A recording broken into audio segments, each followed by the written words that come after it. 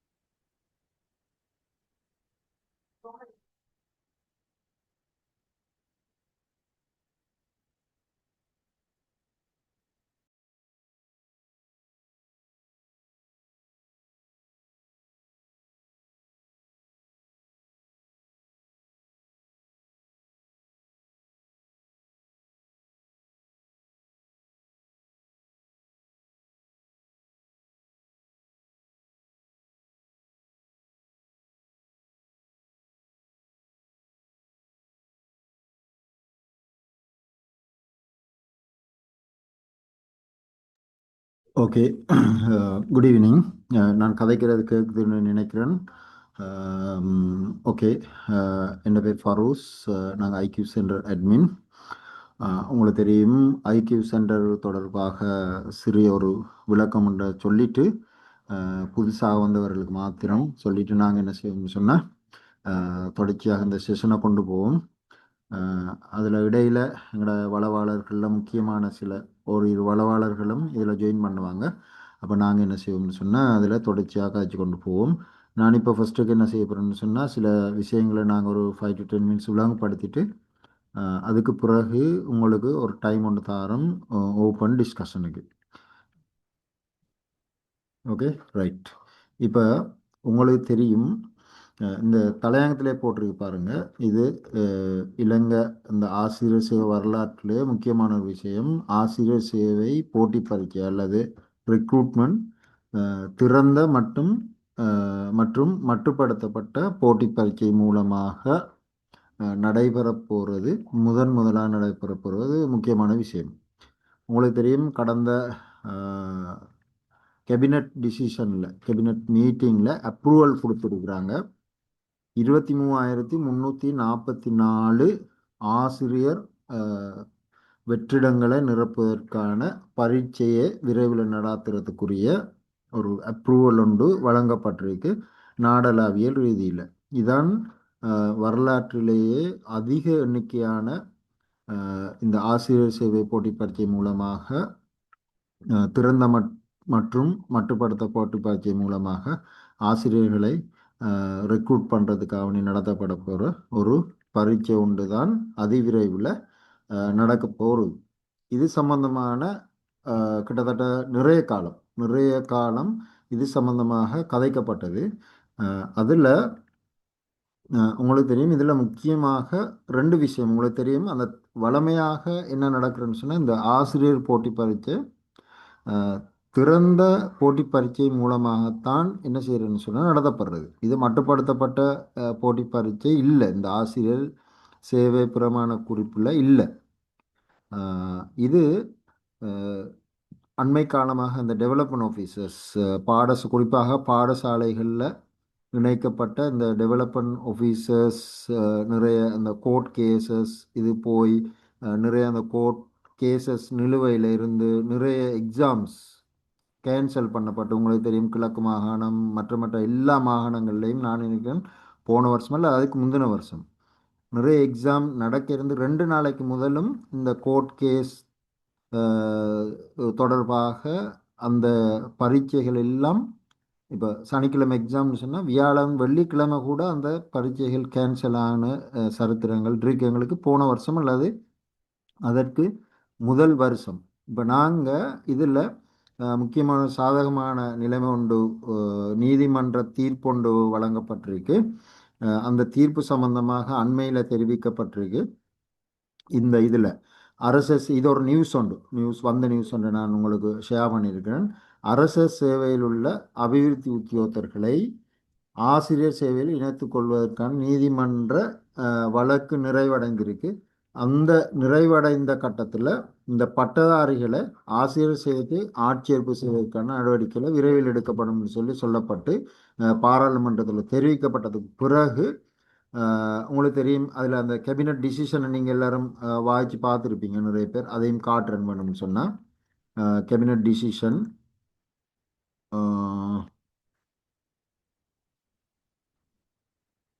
One minute.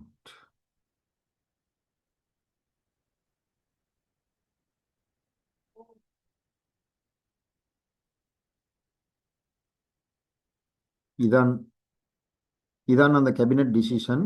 இது எப்போன்னு சொன்னால் approval of the cabinet of ministers was granted at the meeting held on 30/12/2024 சமர்ப்பிக்கப்பட்ட இந்த இந்த இந்த கேபினட் மீட்டிங்கில் நடத்தப்பட்ட இதன்படி அப்ரூவல் கொடுக்கப்பட்டிருக்கு. எப்போன்னு சொன்னால் இந்த கேபினட் டிசிஷன் 12/1/2026 கேபினட் டிசிஷன் டேக்குன்னு சொல்லி அந்த கேபினட் டிசிஷன் அதில் எடுக்கப்பட்டிருக்கு. மொத்தமாக teachers for Sri Lanka teachers service 23,344 number of vacancies recommended for recruitment by the committee. அந்த கமிட்டியால் அங்கீகரிக்கப்பட்டது. அது தவிர மற்ற வேறு வேறு திணைக்களங்கள் மினிஸ்ட்ரியில் இதுக்கும் அப்ரூவல் வழங்கப்பட்டிருக்கு. அதில் ஆக கூடுதலாக 23,344 இந்த கார்டர்ஸ் நிரப்புறதுக்குரிய அப்ரூவல் ஸ்ரீலங்கா டீச்சர்ஸ் சர்வீஸுக்கு இது வழங்கப்பட்டிருக்கின்றது. முக்கியமான ஒரு விஷயம். சரியா, அது ஒரு விஷயம். அதுக்கு பிறகு அதுக்கு முதல் வந்த நியூஸ் உண்டு. இதில் என்ன செய்ய போகிறாங்கன்னு சொன்னால் இந்த முறை மட்டும் ஆசிரியர் சேவைக்கு பட்டதாரிகளை ஆட்சேர்ப்பு செய்வதற்கான பரீட்சை ஒன்றை நடத்துவதற்கும் அதற்கான வயது எல்லையை திருத்துவதற்கும் விரைவாக நடவடிக்கை எடுக்கப்படும் சொல்லப்பட்டிருக்கு. இப்போ இதில் எங்களுக்கு அல்லது யாருக்குமே தெரியாது இதில் வயதெல்லை பற்றி குறிப்பிடப்பட்டிருக்கு. எப்படின்னு சொன்னால் 45 வயசு வரைக்கும் அப்ளை பண்ணலாம். இதுலேயும் சில நேரம் அது தெளிவான இது பட்டதாரிகள், அதாவது இதில் சொல்லப்பட்ட விஷயம் அரசாங்க சேவையில் உள்ள அபிவிருத்தி உத்தியோகத்தர்கள் அல்லது பாடசாலைகளில் இணைக்கப்பட்டவர்களாக இருக்கலாம், இல்லாட்டி பாடசாலைகளில் இணைக்கப்படாத ஏனைய திணைக்களங்களில் இருக்கிற பட்டதாரிகளாகவும் இருக்கலாம். அது அது அது இஷ்யூ இல்லை. இதில் குறிப்பிடப்பட்டிருக்கு அவங்களுக்குத்தான் இந்த வயதெல்லையை திருத்துறன்னு சொல்லி. ஆனால் இதுலேயும் சில கன்ஃபியூஷன் இருக்கு. என்னென்னு சொன்னால் அந்த வயதெல்லை ஏனைய பட்டதாரிகளும் பொருந்துமான்னு சொல்லி சில கன்ஃபியூஷனும் இருக்குது. ஆனால் இதன்படி அபிவிருத்தி உத்தியோகத்தர்களை இந்த செய்தியின்படி அபிவிருத்தி உத்தியோகத்தர்களை ஆசிரியர்களாக நியமிக்க முடியும். இது தொடர்பாக இந்த மாகாண பாடசாலை தமிழ் உங்களுக்கு தெரியும், வெற்றிடங்களுக்கு அரசு சேவையில் உள்ள பட்டதாரிகளை ஆசிரியர் சேவைக்கு ஆட்சேர்ப்பு செய்வதற்கான போட்டி பரீட்சையை நிறுத்தி வைப்பதற்கு இடைக்கால உத்தரவு பிறப்பிக்கப்பட்டிருந்தது. ஏற்கனவே நடந்த விஷயம். தற்போது அந்த நீதிமன்ற வழக்கு தள்ளுபடி செய்யப்பட்டுள்ளது. இது தொடர்பாக வெளியிடப்பட்ட வர்த்தமானியில் 40 இருந்த அதிகபட்ச வயது எல்லையை இந்த சந்தர்ப்பத்திற்கு மாத்திரம், உங்களுக்கு தெரியும் இதில் மாத்திரம் செல்லுபடியாகும் வகையில் 45 அதிகரிக்க தீர்மானிக்கப்பட்டுள்ளதுன்னு சொல்லி என்ன செய்யணும் இதில் கிளியராக சொல்லப்பட்டிருக்கு. இப்போ அதன்படி இதில் நிறைய விஷயங்கள் இன்னும் நடக்க வேண்டியிருக்கு. என்னது, அதில் கார்டர்ஸ் எண்ணிக்கை என்ன செய்யணும் திரும்ப எடுக்க வேண்டி வரும். இதில் அப்ரூவல் கொடுத்திருந்தாலும் எந்தெந்த மாகாணத்தில் என்னென்ன பாடங்களுக்கு என்னென்ன கார்டர்ஸ் இருக்குன்னு சொல்லி அதை இது பண்ணுவாங்க. அடுத்தது சர்வீஸ் மினிட்டை தற்காலிகமாக என்ன செய்வாங்கன்னு சொன்னால் திருத்துவாங்க. ஏற்கனவே இருந்த அந்த அந்த சர்வீஸ் மினிட்டை, டீச்சர் சர்வீஸ் மினிட்டை தற்காலிகமாக திருத்திட்டு அந்த வயதெல்லையையும் அடுத்தது ஓப்பன் லிமிட்டட் கேட்டகரியை இந்த முறை மட்டும்னு சொல்கிற அந்த கண்டிஷனை போட்டு அதை திருத்தி வெளியிடுவாங்க. அதுக்கு பிறகு என்ன செய்வாங்கன்னு சொன்னால் எக்ஸாமினேஷன் டிபார்ட்மெண்ட்டால் ஓப்பனாக என்ன செய்யணும்னு சொன்னால் இந்த எக்ஸாமுக்குரிய இது கால் பண்ணப்படும். அதுக்கு பிறகு ஒரு குறிப்பிட்ட காலம்னு சொல்ல கிட்டத்தட்ட ஒரு 1 மந்த் கேப் கொண்டு வரும். அதுக்கு பிறகு என்ன செய்யணும்னு சொன்னால் எக்ஸாம் நடத்தி இதில் சொல்லப்பட்டதன்படி தனித்தனியான 2 பரீட்சைகள் நடத்தப்படும். ஒன்று அரசு சேவையில் உள்ள பட்டதாரிகள் மற்றும் அரசு சேவையில் இல்லாத பட்டதாரி ஆசிரியர் சேவைக்கு ஆட்சியர் சேவைக்கான வயதில்லை தீர்மானித்து அதுக்கு பிறகு தனித்தனியான பரீட்சை என்ன செய்யும்னு சொன்னால் இந்த அரசு சேவையில் உள்ள பட்டதாரிகள் குறிப்பாக டெவலப்மெண்ட் ஆஃபீஸர்ஸுக்குரிய ஒரு எக்ஸாமும் பிறகு பரீட்சைகளை நடத்துறதுக்கு அடுத்தது ஓப்பனுக்கு தனியான ஒரு பரீட்சை. ஆனால் எங்கட அனுமானத்தின்படி இந்த பரீட்சையில் ரெண்டு பாடம் தான் வரும். ஒன்று ஆப்டிடியூட், அடுத்தது ஜென்ரல் நாலேஜ். ஜென்ரல் நாலேஜும் பொதுவாக மேக்சிமம் 98% என்ன வரும்னு சொன்னால் அதில் எடுகேஷன் ஜென்ரல் நாலேஜ் தான் வரும். சில நேரம் ஒரு 5% அது சார்ந்த பொதுவான ஜென்ரல் நாலேஜும் வாரத்துக்குரிய சான்சஸும் இருக்குது. இதில் இன்னொரு நியூஸ் ஒன்றை காட்டுறேன் நான். இன்னொரு நியூஸ் உண்டு.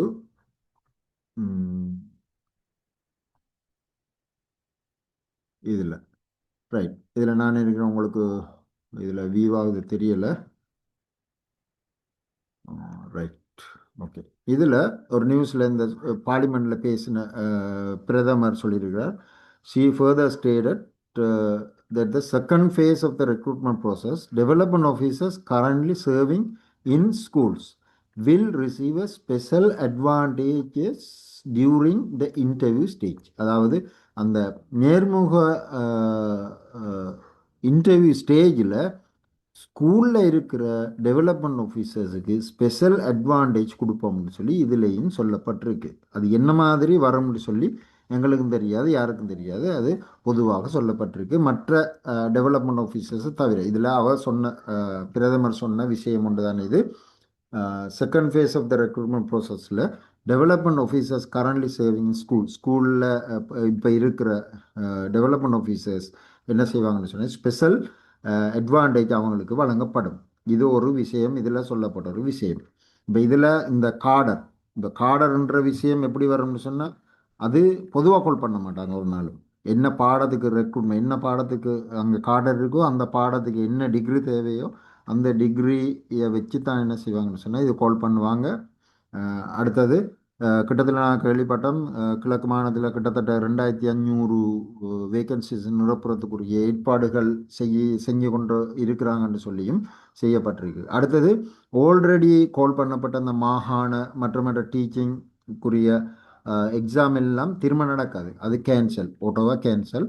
இப்போ நாங்கள் அது திரும்ப அடியிலிருந்து கால் பண்ணப்பட்டு புதிதாக என்ன செய்யும்னு சொன்னால் இது நடக்கும் சொல்ல விஷயம்தான் இவ்வளோ நேரம் நாங்கள் கதைச்ச விஷயம். இது தொடர்பாக நான் நினைக்கிறேன் எங்களோட வளவாளர்கள் சம்பந்தமாக சில விஷயங்களை சொல்லிட்டு எங்கள்கிட்ட அதில் முக்கியமான ஒரு வளவாளர் ஜாயின் பண்ணியிருக்கிறார். நான் அவரையும் அறிமுகப்படுத்திட்டு நான் அவருக்கு அந்த சந்தர்ப்பத்தை கொடுக்குறேன். அதுக்கு முதல் இன்னொரு விஷயம் கொஞ்சம் பொறுக்கணும். நான் இன்றைக்கு ஒரு எங்களோட ஐக்யூ சென்டர் பேஜில் ஒரு விளம்பரம் ஒன்று போட்டிருந்தோம். அதை பார்த்து தான் இந்த 268 பேரும் ஜாயின் பண்ணியிருக்கிறாங்க. அதில் நான் போட்ட உடனே எங்களுக்கு ஒரு வருத்தமான ஒரு விஷயம் என்னென்னு சொன்னால், ஐக்யூ சென்டரை பொறுத்த வரைக்கும் நாடளாவிய இலங்கையில் தமிழ் மொழி மூலமாகவோ சிங்கள மொழி மூலமாகவோ நிறைய பேர் என்ன செய்கிறாங்கன்னு சொன்னால் வழிகாட்டல்களை செஞ்சு கொண்டு இருக்கிறாங்க. தமிழ் மொழி மூலமாக லீடிங் இருக்கிறது எங்களோட ஐக்யூ சென்டர். அதை நாங்கள் கிளியராக சொல்லணும். ஏன்னு சொன்னால் நிறைய பேர் போட்டி பரீட்சைகள், அது ஓல் ஐலண்ட் சர்வீஸாக இருக்கட்டும், அடுத்தது சின்ன லெவல் எக்ஸாம் இருக்கட்டும், எல்லாரும் பாஸ் பண்ணிட்டு போகிற ஒரு நல்ல ஒரு கைடன்ஸை நாங்கள் செய்கிற ஒரு நிறுவனம் உண்டு. கூடுதலாக கிரிட்டிசைஸ் வார ஒரு நிறுவனம் உண்டு தான். மற்ற நிறுவனங்கள் தமிழ் மொழி மூலமாக யாழ்ப்பாணத்தில் இருந்து இயங்குறது, அடுத்தது வேறு வேறு இடங்களில் இயங்குற எல்லாம் ஏதோ ஒரு அட்வர்டைஸ்மெண்ட் ஒன்று போட்டால் அவங்களுக்கு வரவேற்பத்தான் என்ன செய்வாங்கன்னு சொன்னால் கொமெண்ட்ஸ் வரும் கீழே, நல்ல வளவாளர்கள் நல்ல இதுன்னு சொல்லி. நான் போட்ட கையோட ஒரு 5 மினிட்ஸ்லேயே எல்லாருக்கும் நிறைய பேட் கொமெண்ட்ஸ் தான் வந்தது. எனக்கு ஏனோ தெரியல, அது அது ஒரு வருத்தத்துக்குரிய விஷயம். நான் வருத்தப்படுற ஒரு விஷயம்.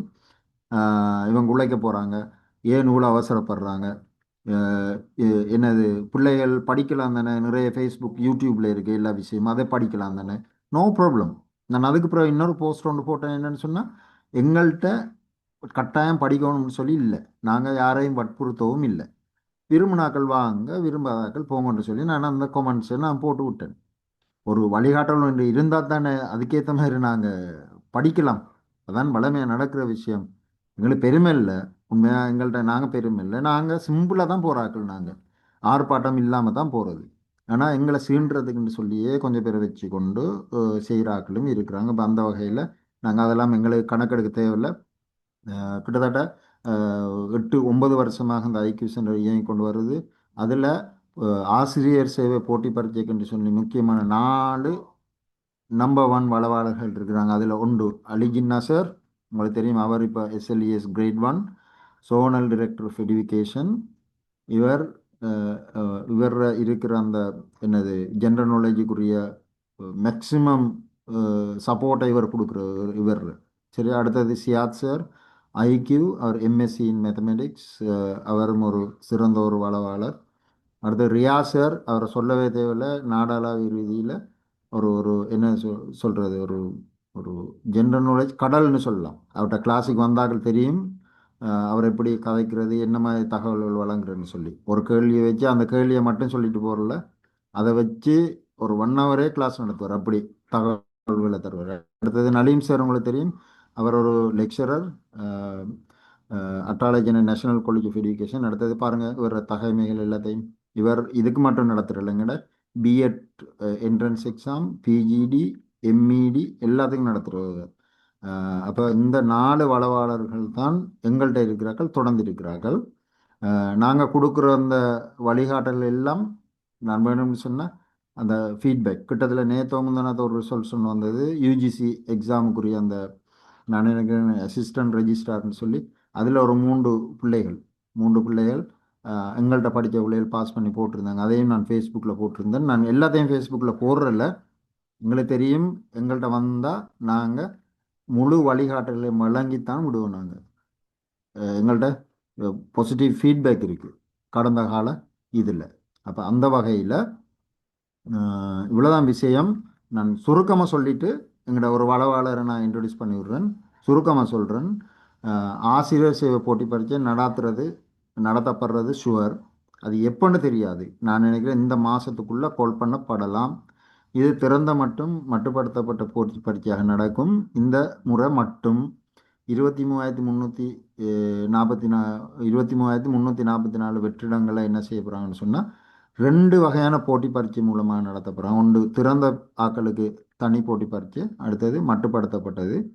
இதில் மட்டுப்படுத்தப்பட்ட ஆக்கள்னு சொல்கிறது தற்போது பாடசாலையில் டெவலப்மெண்ட் ஆஃபீஸர்ஸாக ஒர்க் பண்ணுற ஆக்களும், அடுத்தது வேறு திணைக்களங்களில் டெவலப்மெண்ட் ஆஃபீஸர்ஸாக ஒர்க் பண்ணுற ஆக்களும். எங்களோட வயதில் 45 போகுது. அடுத்தது திறந்த போட்டி பரீட்சைக்கான இது வளமையாக சர்வீஸ் மினிட்ல 35 தான் இருக்கு. சில நேரம் அதை 40 திருத்தலாம். அது தெரியாது எங்களுக்கு. சர்வீஸ் மினிட் வரணும், வந்ததுக்கு பிறகு நாங்கள் கன்ஃபார்மாக சொல்லிடும். ஆனால் இந்த எக்ஸாம் வளமையாக வாரது, அதில் எந்த வித மாற்றமும் வர சான்ஸ் இல்லை. IQ கட்டாயம் வரும், அடுத்தது ஜென்ரல் நாலேஜ் கட்டாயம் வரும். ஜென்ரல் நாலேஜும் அதில் பொதுவாக எஜுகேஷன் ஜென்ரல் நாலேஜ் 90% வரும், ஒரு 10% காமனான ஜென்ரல் நாலேஜ் வரும். எல்லாரும் படிக்க வேண்டியது இந்த 2 பாடமும். நாங்கள் அதிவிரைவில் வார வீக்கில் இருந்தே நாங்கள் இந்த கிளாஸஸ் எல்லாத்தையும் ஸ்டார்ட் பண்ண போகிறோம். இது நாடளாவிய ரீதியில் ஒரு போட்டிமிக்க ஒரு பரீட்சை இருக்கிறதால வார வீக்லேருந்தே ஸ்டார்ட் பண்ண போகிறோம். விரும்பினாக்கள் ஜாயின் பண்ணிக்கொள்ளுங்க. அடுத்தது கால் பண்ணதுக்கு பிறகு ஜாயின் பண்ணுறாக்களும் ஜாயின் பண்ணிக்கொள்ளுங்க, நோ இஷ்யூ. ஆனால் எங்களுக்கு குறிப்பிட்ட ஒரு பீரியடுக்குள்ளே இது இந்த அரசாங்கம் என்ன செய்யணும்னு சொன்ன அந்த 23,344 வெற்றிடங்களையும் நிரப்ப ஒரு கட்டாயத்தின் பேரில் இருக்கேன்னு சொன்னால் கார்டர்ஸ் நிறைய டீச்சர்ஸ் இல்லை. இப்போ அதால் அதிவிரைவில் நடத்தி அதிவிரைவில் அப்பாயின்மெண்ட்டை கொடுக்கணும். இப்போ அந்த வகையில் நாங்கள் இந்த கிளாஸஸை நாங்கள் தொடங்க போகிறோம். விரும்பினாக்கள் ஜாயின் பண்ணிக்கொள்ளுங்க. நம்பி வரலாம் எங்கள்கிட்ட. இந்த வளவாளர்களை நம்பி இந்த கேட்டுக்கொண்டு எங்கள்கிட்ட நான் இந்த 3வது படத்தில் இருக்கிற AM Riyas sir, Sri Lanka teacher service, diploma in journalism. அவர் மோர் தென் 20 இயர்ஸ் இந்த துறையில் எக்ஸ்பீரியன்ஸ். அவர் மட்டும்தான் இன்றைக்கு பேசுவார். மற்ற ஆக்களை நான் அடுத்தடுத்த டைம் இருந்தால் நான் பேசுவோம், அல்லது அவங்களால் செய்யப்பட்ட சில வீடியோஸை நான் அந்தந்த குரூப்பில் நான் பதிவேற்றுவேன். சார் கதைச்சதுக்கு பிறகு நாங்கள் டவுட்ஸை நான் கிளியர் பண்ணிக்கொள்ளலாம். சரியா? Okay, thank you.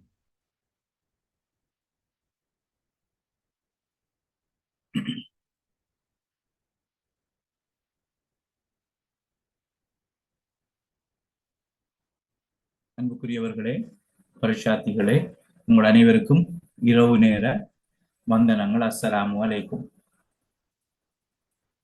இப்ப இலங்கையிலே ஆசிரியர் சேவை மிக நீண்ட இடைவெளிக்கு பிறகு கிட்டத்தட்ட ஒரு 1.5 வருடங்களுக்கு முன்னர் பரீட்சை நடைபெற்று நியமனங்கள் வழங்கப்பட வேண்டிய ஒரு நிலைமை இருந்தாலும் இந்த பாடசாலைகள்ல அபிவிருத்தி உத்தியோகத்தர்கள் நீதிமன்றம் சென்றதால கிட்டத்தட்ட 1 வருடம் 1.5 வருடங்கள் இந்த ஆசிரியர் போட்டி பரீட்சை இழுபறி நிலையிலே இருந்தது. இப்ப சகல வழக்குகளும் தள்ளுபடி செய்யப்பட்டு 2 விதமாக இந்த பரீட்சை நடாத்தப்பட இருக்கிறது. ஃபரூஸ் சார் உங்கள்ட்ட எல்லா விஷயத்தையும் சொல்லியிருப்பார். அதுல சொல்றதுக்கு பெருசா ஆழமாக சொல்றதுக்கு எதுவுமே இல்லை.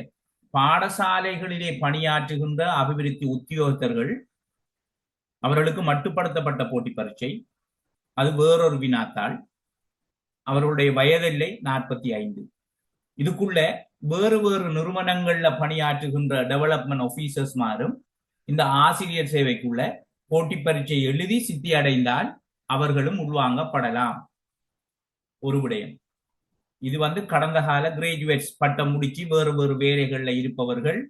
அடுத்தது டெவலப்மெண்ட் ஆபீசராக இருக்கின்ற பாடசாலைகள்ல கிட்டத்தட்ட ஒரு 15,000 பேருக்கு மேல இருக்கிறாங்க.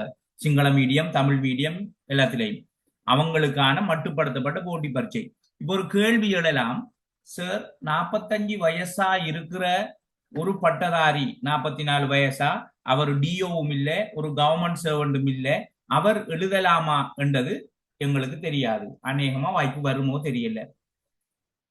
அப்ப அந்த பட்டியலுக்குள்ள மட்டுப்படுத்த பட்டியலுக்குள்ள அவங்க வருவாங்களா இல்லையான்றது தெரியல. ஒரு 45 ஒரு 44 வயசு, ஒரு 30 வயசுல டிகிரியை முடிச்சு 14 வருஷம் வெளிநாட்டில் இருந்த ஒருவர் இப்ப 44 வயசுல நாட்டுக்கு வந்திருக்கிறார். அவர் டிஓவாகவும் இல்லை, பாடசாலைகள்ல வேறு ஒரு நிறுவனத்திலேயும் அவர் டிஓவாகவும் இல்லை. அவருக்கு 44 வயசு, அவர் எழுதலாமான்னு அந்த கேள்விக்கு எங்கள்கிட்ட விட இல்லை. அவருக்கான பொதுவா என்னுடைய கருத்து அவருக்கான வாய்ப்பு இருக்காது. டிஓவாக பணியாற்றுகின்றவர்கள், அதிலேயும் இந்த 45 வயசு கல்வி அமைச்சு சலுகையாக வழங்கியது யாருக்காக என்று சொன்னா, பாடசாலைகள்ல டிஓவா நீண்ட காலமாக பணியாற்றுகின்றவர்கள். இப்ப 34 வயசுல டிஓவா கிடைச்ச ஒருவருக்கு 39 40 வயசு இருக்கும். அவருக்கு அந்த சந்தர்ப்பத்தை வழங்கணும் என்றதுக்காகத்தான் ஆசிரியர் பணியில இந்த திட்டம். அப்ப வழக்கு வைக்கும் போதே ஒரு நெருங்கிய டிஓமார் ஒரு 3-4 பேர் அந்த வழக்குல ஓடி திரியக்குள்ள சும்மா காலத்தை கடத்த குறையல், பாவம் பட்டதாரிகள் விடுங்க, இந்த வழக்கு நீதிமன்றத்துக்கு போனா தள்ளுபடியில தான் வரும். ஒரு காலமும் எப்படி 1 லட்சம் பட்டதாரிகளுக்கு, இந்த கிட்டத்தட்ட 1 லட்சம் பட்டதாரிகளுக்கு எப்படி ஆசிரியர் நியமனம் ஒரு ஒரு ஒரு ஒரு சாதாரண நேர்முக தேர்வு மூலம் வழங்குற? சரி, 15,000 தொடக்கம் 20,000 டிஓமாருக்கு எப்படி வழங்குற ஒரு நேர்முக தேர்வு மூலம் வழங்கலாமா? அது ஒரு மற்றவர்களுக்கு வழங்கப்படுகின்ற, அதுக்குள்ள உண்மையிலேயே அரசியல் செல்வாக்கு வேறு வேறு செல்வாக்கிரிக்கப்படாததுக்காக நேர்முக தேர்வை இல்லாமக்கினாங்க. பரீட்சை மூலம் எழுதி நீங்க பாஸ் பண்ணி போங்க. அப்ப ஏற்கனவே ஒரு 15-20,000 பேர், இதுல எம்டி பட்டதாரிகள் ஒரு 1 லட்சம் பேர், எப்படி 1,20,000 பேருக்கு வேலை வாய்ப்பு வழங்கலாம் ஆசிரியர் தொழில? ஆனா அரசாங்கத்தை பாராட்டணும், அரசாங்கத்தை பாராட்டணும். என்னன்னு சொன்னா 23,000 காடரை நிரப்ப போறாங்க.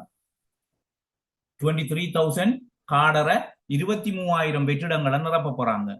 அப்ப தேசிய உங்களுக்கு அதுல இன்னும் ஒரு லக் பை சான்ஸ் வரும். தேசிய பாடசாலைகளுக்கு ஒரு எக்ஸாம் நடக்கும். மத்திய அரசாங்கம் தேசிய பாடசாலைகளுக்கு ஒரு 6,000-7,000 ஆசிரியர்களை வெற்றிடங்களுக்கு ஏற்றவாறு நிரப்பிக் கொள்வார்கள். அதே போல மாகாணங்களுக்கு இப்போ உதாரணமா 2,000 காடர் கிழக்கு மாகாணம், வடமத்திய மாகாணத்தில் 2,200 காடர் 3 வருஷம் அரிக்கி. அதுக்கு தனியா எக்ஸாம் நடத்துறதுக்கு வர்த்தமானி அறிவித்தல் வந்து ரெடியாகி இருக்கக்குள்ள அது ரத்து செய்யப்பட்டது. அண்ணன் வரப்போகுதுங்கக்குள்ள ரத்து செய்யப்பட்டது. அப்ப மாகாணத்திலேயும் ஒரு பரீட்சை நடக்க வாய்ப்பு இருக்கும். அப்ப மாகாணத்தில் ஒன்று, மத்தியில் ஒன்று. டிஓமார் இறுதி சந்தர்ப்பம். டிஓமார் அவங்க எப்படி ஒரு 6,000-7,000 பேர் போகக்கூடிய வாய்ப்பு இருக்கும். இந்த மட்டுப்படுத்தப்பட்டதுக்குள்ள அவங்க நுழைந்து கொள்ளணும் இதுக்குள்ள டீச்சிங். 45 வயசு என்பது அவங்களுக்கு இறைவனால வழங்கப்பட்ட அதிர்ஷ்டம் என்று தான் நான் சொல்லுவேன். 44-45 வயசுங்கிறது அவங்களுக்கு அதிர்ஷ்டம். ஒரு 15 வருட சேவையை நிறைவு செஞ்சாலும் மேக்சிமம் ஒரு 2-1க்கு வந்தா பென்ஷன் ஆகலாம். சில வேளை எம்இடி முடிச்சா ஒரு பட்டதாரி அவர் ஒன்னுக்கு வந்தும் பென்ஷன் ஆகக்கூடிய வாய்ப்பு இருக்கும், சான்சஸ் இருக்கும். எங்கட கட்டித்தனத்துல தான் இருக்குது, எங்கட கட்டித்தனம். இதுக்கிடையில மற்ற விஷயத்துக்கு வருவோம். ஓப்பன் அதே போக 35 வயசு தான், அதுல எந்த மாற்றமும் வராது. டிகிரியை முடிச்சுட்டு இருக்கிறார்கள். இப்ப புதுசா முடிச்சிருப்பேன், இப்ப 2024, 23, 25 நிறைய ஃப்ரெஷ் கிராஜுவேட் இருப்பேன். ஏற்கனவேயும் டீச்சிங் எடுக்காத ஃப்ரெஷ் கிராஜுவேட்ஸ் நிறைய பேர் இருப்பேன். எல்லாரும் சேர்ந்து உங்களுக்கு ஒரு திறந்த ஓப்பன் பரீட்சை நடக்கும். எப்படியும் ஒரு 60-70 1 லட்சம் பட்டதாரிகள் அதை எழுதுவாங்க. ஒவ்வொரு பெஞ்சிலையும் ஆயிரக்கணக்கானவர்கள் ஒவ்வொரு பல்கலைக்கழகங்களையும் வெளியாகி நாட்டில வேலை இல்லாம இருக்காங்க. ஆசிரிய தொழில் கிட்டத்தட்ட 22 வருடம் 23 வருடம் இந்த கற்பித்தல் அனுபவத்தில என்னுடன் கற்றவர்களும் இருப்பாங்க, இதுல கற்றுக்கொள்ளாதவர்களும் இருப்பாங்க. இப்ப கௌரவ பிரதமர் ஹரிணி அமரசூரி அவர்கள் அநேகமாக பிப்ரவரி மாதத்துக்குள்ள இந்த வர்த்தமானி அவசரமா கோல் பண்ணி இந்த 2 சிஸ்டத்திலையும் டீச்சர்ஸை உள்வாங்கி கொள்ளலாம்னு நினைக்கிறாங்க. இனி வர்த்தமானி அறிவித்தல் வந்தா தான் மேலதிக விடயங்கள் கிடைக்கும். போன முறை 2023 தேசிய பாடசாலை எக்ஸாம் அதுல பாஸ் பண்ணதாக்களை நான் நினைச்சு கவலைப்படுறேன். என்ன ஈஸியான எக்ஸாம், படிச்சு கொடுத்த எல்லா கேள்வியும் வந்துருந்துச்சு. படிச்சு கொடுத்த அநேகமான கேள்வி. சிலர் எப்படி என்று சொன்னா, எக்ஸாம் கோல் பண்ண போறான், வகுப்பு நடத்தக்குள்ள ஒரு 100 பேர் வரும், 150 பேர் வரும், சில நேரம் 200 பேர் வரும், அப்படி வருவாங்க சிலர். வர்த்தமானி அறிவித்தல் வந்தோன்னா கொஞ்சம் பேர் வந்து சேருவாங்க. இன்னும் பரீட்சை நெருங்கம் போகக்குள்ள இன்னும் கொஞ்சம் பேர் வந்து சேருவாங்க. அட்மிஷன் கார்டு டவுன்லோட் பண்ணுங்கன்னு உடனே சிலர் எடுத்து சார் கிளாஸஸ் போகுதான்னு கேட்பாங்க. தூக்கத்திலிருந்து கொஞ்சம் பேர் கடைசி நேரத்தில் எழும்புவாங்க. அப்படியும் இருக்கும். நீங்க யாரும் ஒரு காலவுமே நாங்க வலிந்து அழைத்து இல்லை நீங்க இந்த கிளாஸுக்கு வாங்கன்ற விளம்பரம் எல்லாம் இல்லை. நேரடி கிளாஸ் நடக்கக்குள்ள வடமாகாணத்தில் ஒரு 6 பேர், கிழக்கு மாகாணத்தில் ஒரு 5 பேர், 11 பேர், 20 பேருக்குள்ளதான் இந்த வளவாளர்கள் இருந்தாங்க. மாணவர்கள் நிரம்பி வழியும் திருகோணமலை, யாழ்ப்பாணம், மட்டக்களப்பில வகுப்புகள் நடத்தக்குள்ள நூற்றுக்கணக்கான மாணவர்கள், மண்டபம் நிறைந்திருக்கும். இப்ப ஜூம் வந்ததுக்கு பிறகு தடி எடுத்தவர்கள் எல்லாம் தண்டல்காரர்கள், முகம் தெரியாத ஏராளமான விரிவுரையாளர்கள். ஸ்கிரீனுக்கு பின்னுக்கு ஒற்றை விடைகளோட பலர், நிறைய பேர் ஜூம் வந்ததுக்கு பிறகு. யாருமே வலிந்து வருமானம் அது இது எல்லாமே இல்லை. மானசீகமாக தேடி படிச்சு கொடுக்கணும். வருமானம் என்ற விஷயத்தை தாண்டி இன்றைக்கு ஆயிரக்கணக்கான டீச்சர்ஸ் நாடு பூராக எங்கட மாணவர்கள் போன முறை தேசிய பாடசாலைகள்ல மட்டுமே ஒரு 250-300 பேர் பாஸ் பண்ணி டீச்சர்ஸ் இருக்காங்க. மாகாண காடர்கள்ல ஆயிரக்கணக்கான ஒவ்வொரு மாகாணத்திலையும் நூற்றுக்கணக்கானவர்கள். ஒவ்வொரு பயணத்தின் போதும் யாரோ ஒரு 2 மாணவர்களை ஒவ்வொரு மாகாணத்திலும் ஏதோ ஒரு இடத்துல சந்திச்சு தான் வருவேன். நாங்க பட்டதாரிகளை வலிந்து திரிந்து அப்படி இல்லை, நீங்க கட்டாயம் கற்றுக்கொள்ளணும் என்ற விளம்பரம், சிம்பிளா விளம்பரத்தை போடுவாங்க. விரும்புறார்கள் பே பண்ணிவாங்க. ஏன் தொடங்கி இருக்க வேண்டாம்? சில நேரம் பிப்ரவரியில கெசேட் வந்தா ஏப்ரல், மார்ச், மே மாசம் எக்ஸாம் நடந்துடும். ஒரு 2-2.5 மாசம் படிச்சு போகக்குள்ள எல்லாம் பினிஷ் ஆயிடும். சிலர் பதறுவாங்க, சார் வேகமா முடியுங்க சார், 10 கிளாஸ் போடுங்க, 15 கிளாஸ் போடுங்க. ஏன் ஸ்டார்ட் பண்ணக்குள்ள வந்தா என்ன? ரிவிஷன் எல்லாம் வராது. இப்போ படிச்சு கொடுத்தது பிறகு முதல் செஷன் 6 கிளாஸுக்கு பிறகு இன்னும் 2 மாசம் போகல சார், இந்த ஜனவரியில படிப்பிச்சதை ஒரு ரிப்பீட் பண்ணுங்களேன், பிப்ரவரியில படிப்பிச்சதை ஒரு ரிவிஷன் கிளாஸ். அதான் கிளாஸ் கண்டினியூவா போய்க்கிருக்கும், கிளாஸஸ் கண்டினியூவா போய்க்கிருக்கும். எங்களோட தலைமையில ஜின்னா சார் ஒரு சோனல் டிரெக்டர் நிறைய ஆலோசனைகளை தருவார், எப்படி வினாக்கள் வரும் என்ற மாதிரிகளை சொல்லுவார். அதே போல சியாத் சார் அவர் ஒரு பெரும் எக்ஸ்பர்ட்டா போயிட்டாரு ஐக்யூல, ஒரு இலங்கை தீவிர முன்னணி வளவாளர். அடுத்து நலீம் சார் ஒரு நிறைந்த கல்வியலாளர், கல்வி பின்புலத்தை கொண்ட ஒருவர். நிறைய இருக்கும். எல்லாரும் சேர்ந்துதான் உங்களை கரை சேர்க்கும். விரும்புகின்றவர்கள் மாத்திரம்தான் வரலாம். யாருக்கும் நீங்க வலிந்து திணித்து வரணும் என்று ஒரு காலம் அழைப்பதே இல்லை. ஆனா நீங்க டவுட்டை கேட்டாலும் நாங்க போடுவோம். நீங்க டவுட்டை கேட்ட எனி டைம் நான் உங்களோட பேசுவேன். நீங்க தாராளமாக கோல் எடுக்கலாம். நான் விடைகளை நீங்க கேட்டா நான் சொல்லுவேன். சரியா? இப்ப புதிய ரீஃபார்ம்ஸ் வந்திருக்கு. நிறைய கேள்வி வரும். வன்மையில தான் எம்இடி, அதாவது மாஸ்டர் ஆஃப் எஜுகேஷன் முடிச்ச திறந்த பல்கலைக்கழகத்தில ஒரு கிளாஸஸ் நடத்தி முடிச்சோம். ஒரு 25 நாள் கொண்ட ஒரு செமினாரை முடிச்சோம். அந்த பிள்ளைகள் அந்த நிறைய கேள்விகளை சந்திச்சு நியூ ரிஃபார்ம்ஸ் எல்லாம் சந்திச்சு நிறைய கேள்விகளுக்கு விடை எழுதி வெற்றிகரமாக பரீட்சை எழுதியிருக்கிறது. அதே போல பிஜிடி ஒன்று போகுது, டீச்சிங் கிடைச்சது போற உள்ளது. அது போற பிஇடி ஒன்று போகுது, ஓப்பன் யூனிவர்சிட்டி. ரைட். இப்ப நிறைய ரீஃபார்ம்ஸ் தொடர்பாக எல்லாம் கேள்விகள் எல்லாம் வரலாம். புதிய ரீஃபார்ம்ஸ் தொடர்பாக இப்ப நான் தானாக லேட்டஸ்டா இந்த எம்இடி பிஜிடி பிஇடிக்கு எல்லாம் கிளாஸஸ் ஸ்டார்ட் பண்ணி ஒரு மாசமா படிப்பிச்சு நிறைய புதிய ரீஃபார்ம்ஸ் எல்லாம் படிச்சு கொடுத்துட்டு இருக்கிறேன். புதிய ரீஃபார்ம்ஸ் எல்லாம் படிச்சு கொடுத்துட்டு இருக்கிறேன். அப்ப இளங்கர பொதுக்கல்வியின் நிலை மாற்றம் 2025 எல்லாரும் சொன்னாங்க. என்னன்னு சொன்னா எல்லோரும் சொன்னாங்க இது 2027 பின்னுக்கு போயிருக்குண்டு. 2027 பின்னுக்கு போயிருக்கு. அறிமுகமாக முதலாம் ஆண்டுக்கு இந்த வருஷம் 29ஆம் தேதி ஸ்டார்ட் பண்றாங்க. 29ஆம் தேதி ஸ்டார்ட் பண்றாங்க. அப்ப இந்த புதிய கல்வி சீர்திருத்தத்தில என்ன செஞ்சிருக்காங்கன்னு சொன்னா பொதுக்கல்வியின் பருவங்களை 4 பிரிச்சிருக்காங்க. கேள்விதான் இப்ப சொல்ல போறேன். பொதுக்கல்வியின் பருவங்களை 4 பிரிச்சிருக்காங்க. ஒன்று ஆரம்ப கல்வி. புதிய இலங்கையின் கல்வி நிலை மாற்றத்தில முதலாவது பொதுக்கல்வியின் பருவங்களை 4 பிரிச்சிருக்காங்க. ஒன்று அதாவது பாடசாலை கல்வியை, ஒன்று ஆரம்ப கல்வி, திரும்ப 6 to 9 இப்படி பிரிச்சிருக்கிறாங்க. கனிஷ்ட இடைநிலை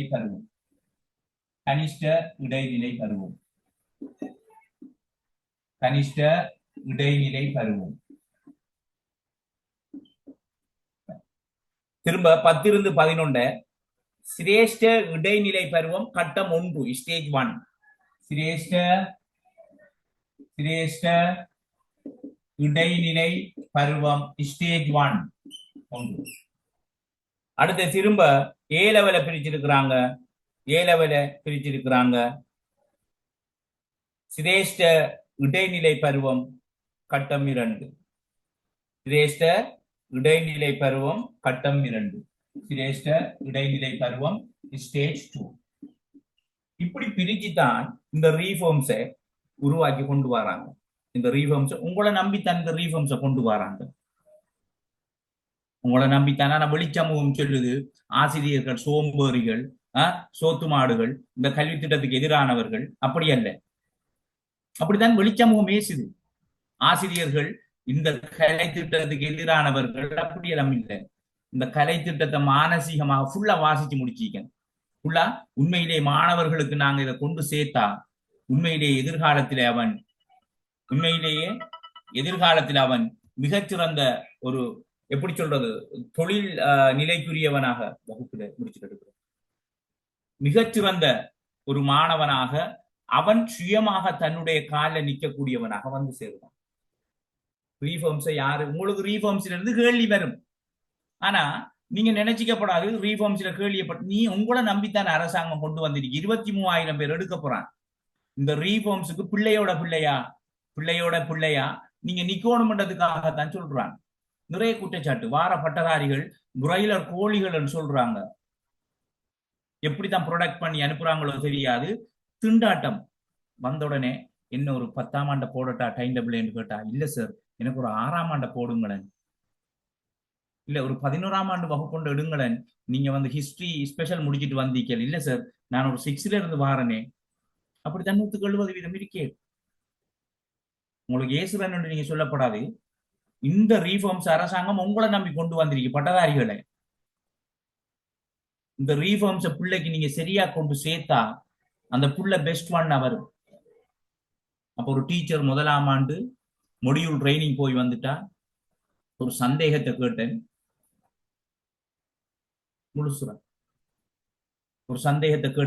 டீச்சர் என்ன இதுல இப்படி ஒன்று இருக்குன்னு கேட்டேன். தெரியலையே சார்.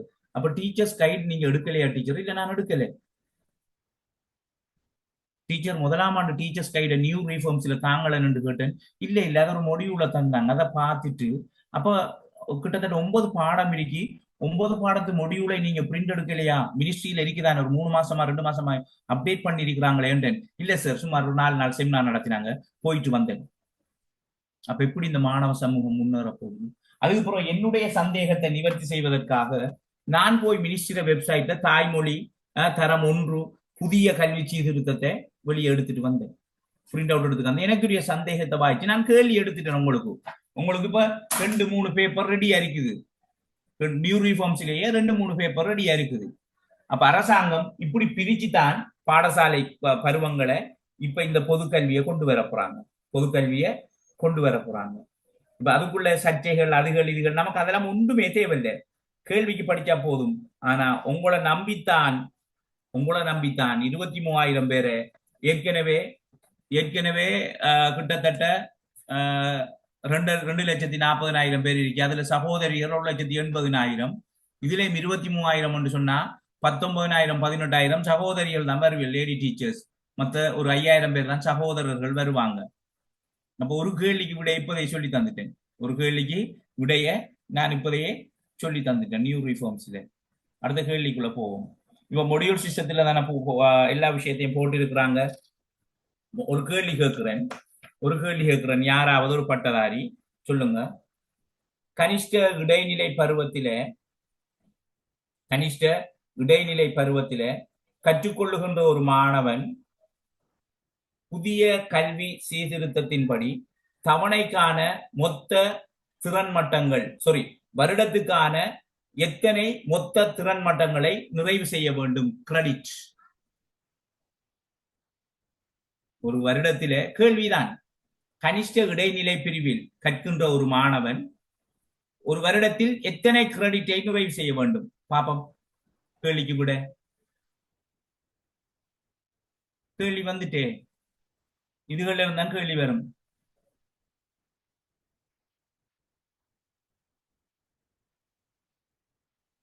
மும்தாஜ் நல்லா கேள்விய விளங்குங்க. ஓகே ஒரு ஆளை விட வேகமா போயிட்டா ஆரை பொறுங்க பேரை பார்த்து சொல்றேன். நான் வேகமா சரியான விடைய போட்டார், வேகமா போயிட்டா. சட் ரிம் போச்சு. திரும்ப ஒருக்கா போடுங்க. அந்த ரிம் பேரை வாசிக்கிறதுக்கு இடையில போய்த்துது. ஒரு விட மாத்திரம் சரியா போச்சு.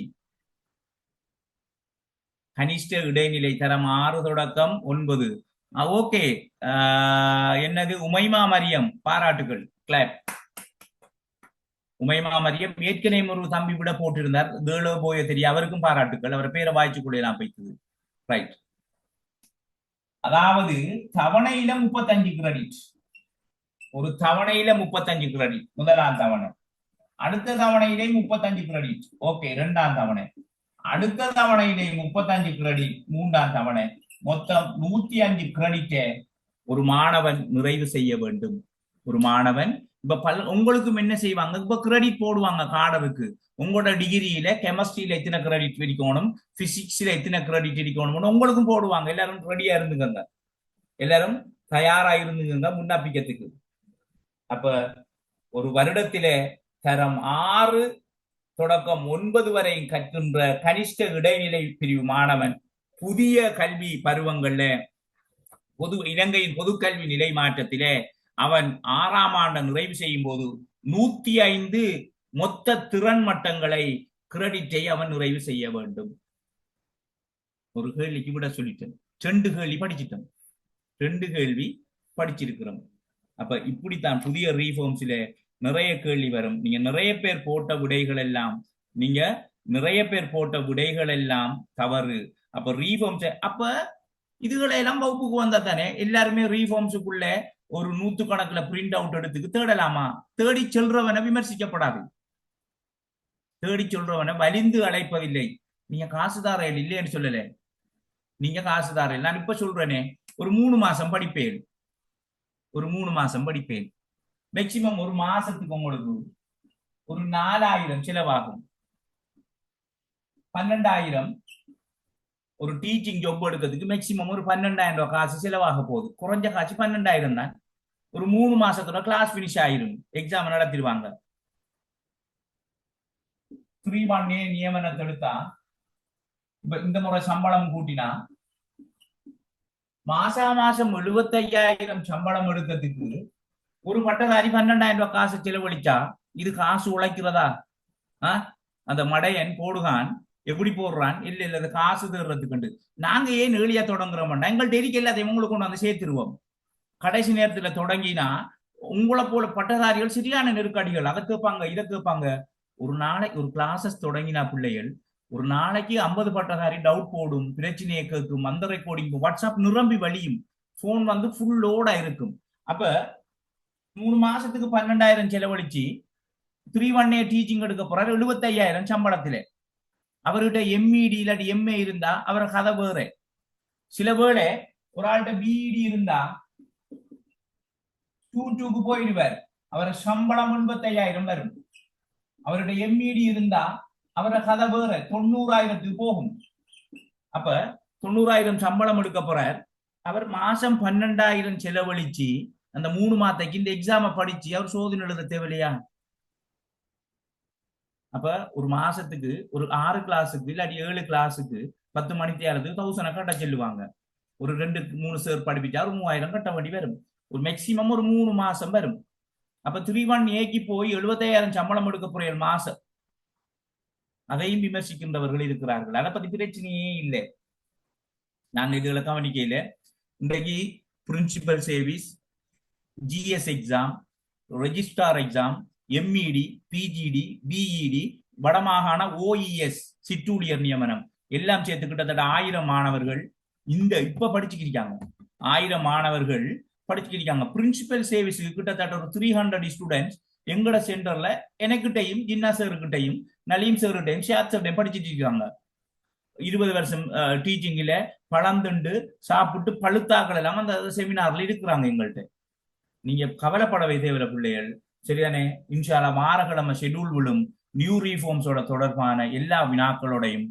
பழைய வினாக்கள் புதிய வினாக்கள் புதிய அப்டேட்டுகளோட வருவேன் ஜாயிண்ட் ஆகிறார்கள் தண்டிச்சு கொள்வேன் போன முறை நேஷனல் ஸ்கூல் மட்டும் ஒரு 250-300 பேர் எங்கட சென்டர்ல இருந்து போயிருந்தாங்க மாகாணத்தில் அது கணக்கில சொல்லவே இயலாது 9 மாகாணமும் நடந்தானே ஒவ்வொரு மாகாணத்திலையும் 150 பேர் போட்டாலுமே ஒரு 1,500-2,000 பேர் பாஸ் பண்ணி டீச்சர்ஸ் இருக்கிறாங்க ஒவ்வொரு நாளும் வெளியூருக்கு போனா ஒரு புதியவர்கள் 3 பேர் 4 பேர் சந்திச்சு தான் வருவேன் சந்திப்பாங்க இதேச்சியா சந்திப்பாங்க ரைட் ஒரு கேள்வி கேட்கிறேன் இதோட சார் ஃபரூக் சார் வருவார் கல்வி ராஜாங்க அமைச்சர் யாரு இலங்கையின் கல்வி ராஜாங்க அமைச்சர்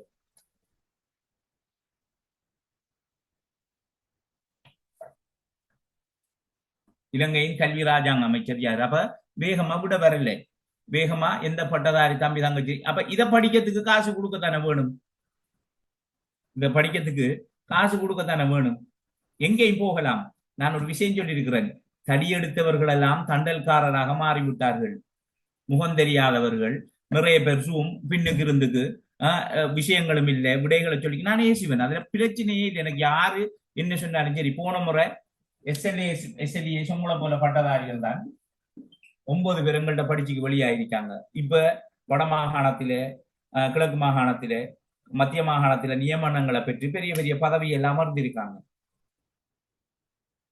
கிளாஸுகளை நீங்க எங்க போனாலும் சரி பியூரா உண்மைக்குண்மையா விஷயத்தை தேடி படிப்பிக்கிறார்கள்ட்ட போங்க பிரச்சனை இல்லை போய் படிங்க எந்த பிரச்சனையும் இல்லை எங்கள்கிட்ட வாராக்கள் வாங்க சரிதானே நாங்க உங்களை வழிப்படுத்தி விடுவோம் அப்ப என்னன்னு சொன்னப்ப நான் கேள்வி ஒன்று கேட்டேன் கல்வி ராஜாங்க அமைச்சராக கடமையாற்றி போவது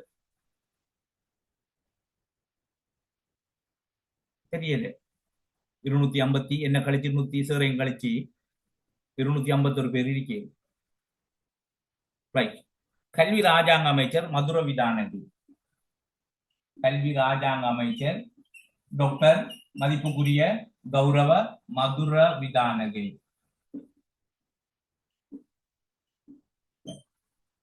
அடுத்த கேள்வி தொழிற்கல்வி அமைச்சர் யார் அப்ப தொழிற்கல்வி அமைச்சர் யாரு போன முறை பிரிச்சு நேரம் கேள்விகளா வந்திருக்கு தொழிற்கல்வி அமைச்சர் யாரு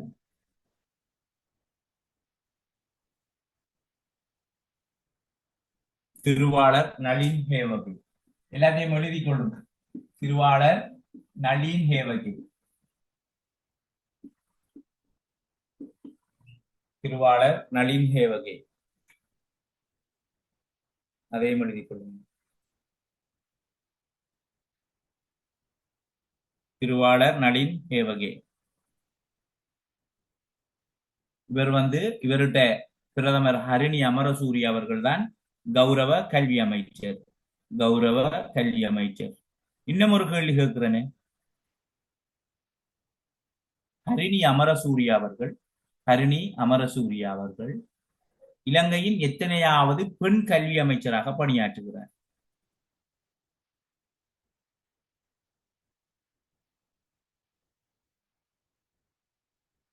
கௌரவ பிரதமர் ஹரிணி அமரசூரி அவர்கள் எத்தனையாவது பெண்ணாக கல்வி அமைச்சராக கடமையாற்றுகிறார்?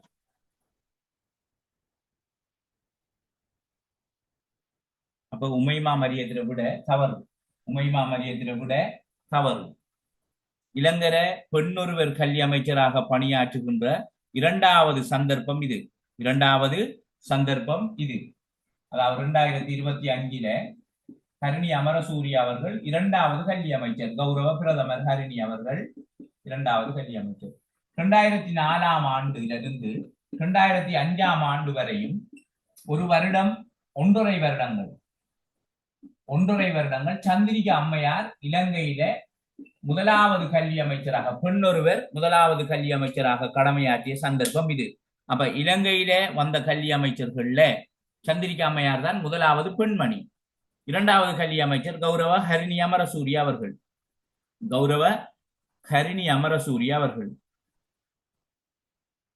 அப்ப முதலாவது கல்வி அமைச்சர் யாரு?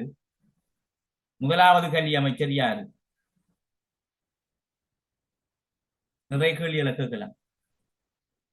கேள்விகளை கேட்கலாம். முதலாவது கல்வி அமைச்சர் யாரு பிள்ளைகள்? விஸ்மியா. அதாவது முதலாவது கல்வி அமைச்சர் விஸ்மியா, பாராட்டுக்கள். முதலாவது கல்வி அமைச்சர் என்று கேட்டா கண்ணங்கராண்டான் சொல்லணும். இளங்கர முதலாவது கல்வி அமைச்சர் யார் என்று கேட்டா கண்ணங்கராண்டான் சொல்லணும். ஏனென்றா 31 இருந்து 47 வரை பிரித்தானியர் காலத்துல கண்ணங்கரா தான் கல்வி அமைச்சர். அப்ப முதலாவது கல்வி அமைச்சர் என்று கேட்டா கண்ணங்கரான்னு சொல்லணும். அமைச்சரவை அந்தஸ்து பெற்ற அல்லது சுதந்திரத்துக்கு பின்னரான கல்வி அமைச்சர் ஈஏ நுகேவல.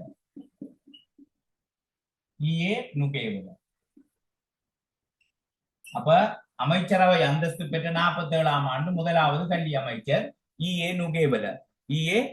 சுதந்திரத்துக்கு பின்னரான அல்லது முதலாவது கேபினட் கல்வி அமைச்சர், அமைச்சரவை அந்தஸ்து பெற்ற அமைச்சர் ஈஏ நுகேவல. கடைசி ஒரு கேள்வி, பிரதமராகவும் கல்வி அமைச்சராகவும் இருந்தவர்கள் யார் யார்?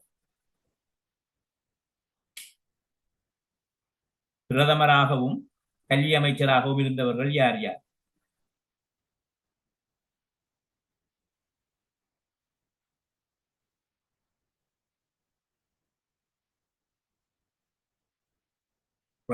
முதலாவது 56 ஆண்டு டபிள்யூ தஹாநாயக் அவர்கள்.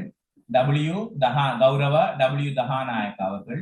அதே போல கௌரவ அதிமேதகு முன்னாள் முன்னாள் ஜனாதிபதி ரணில் விக்ரமசிங்க அவர்கள். இவரும் பிரதமர் இருந்திருக்கார், ஜனாதிபதி இருந்திருக்கார், கல்வி அமைச்சராக இருந்திருக்கார். அடுத்து சந்திரிகா அம்மையார் பிரதமராகவும் கல்வி அமைச்சராகவும் இருந்தவர்கள். இன்னும் ஒரே ஒரு ஆளிக்க ரணில் எழுதிட்டன்றியா? ரணில் விக்ரமசிங்க, டபிள்யூ தஹாநாயக்க, அதே போல சந்திரிகா அம்மையார். இன்னும் ஒரே ஒரு ஆளிக்கார். யார் என்று சொல்லுங்க பார்ப்போம்.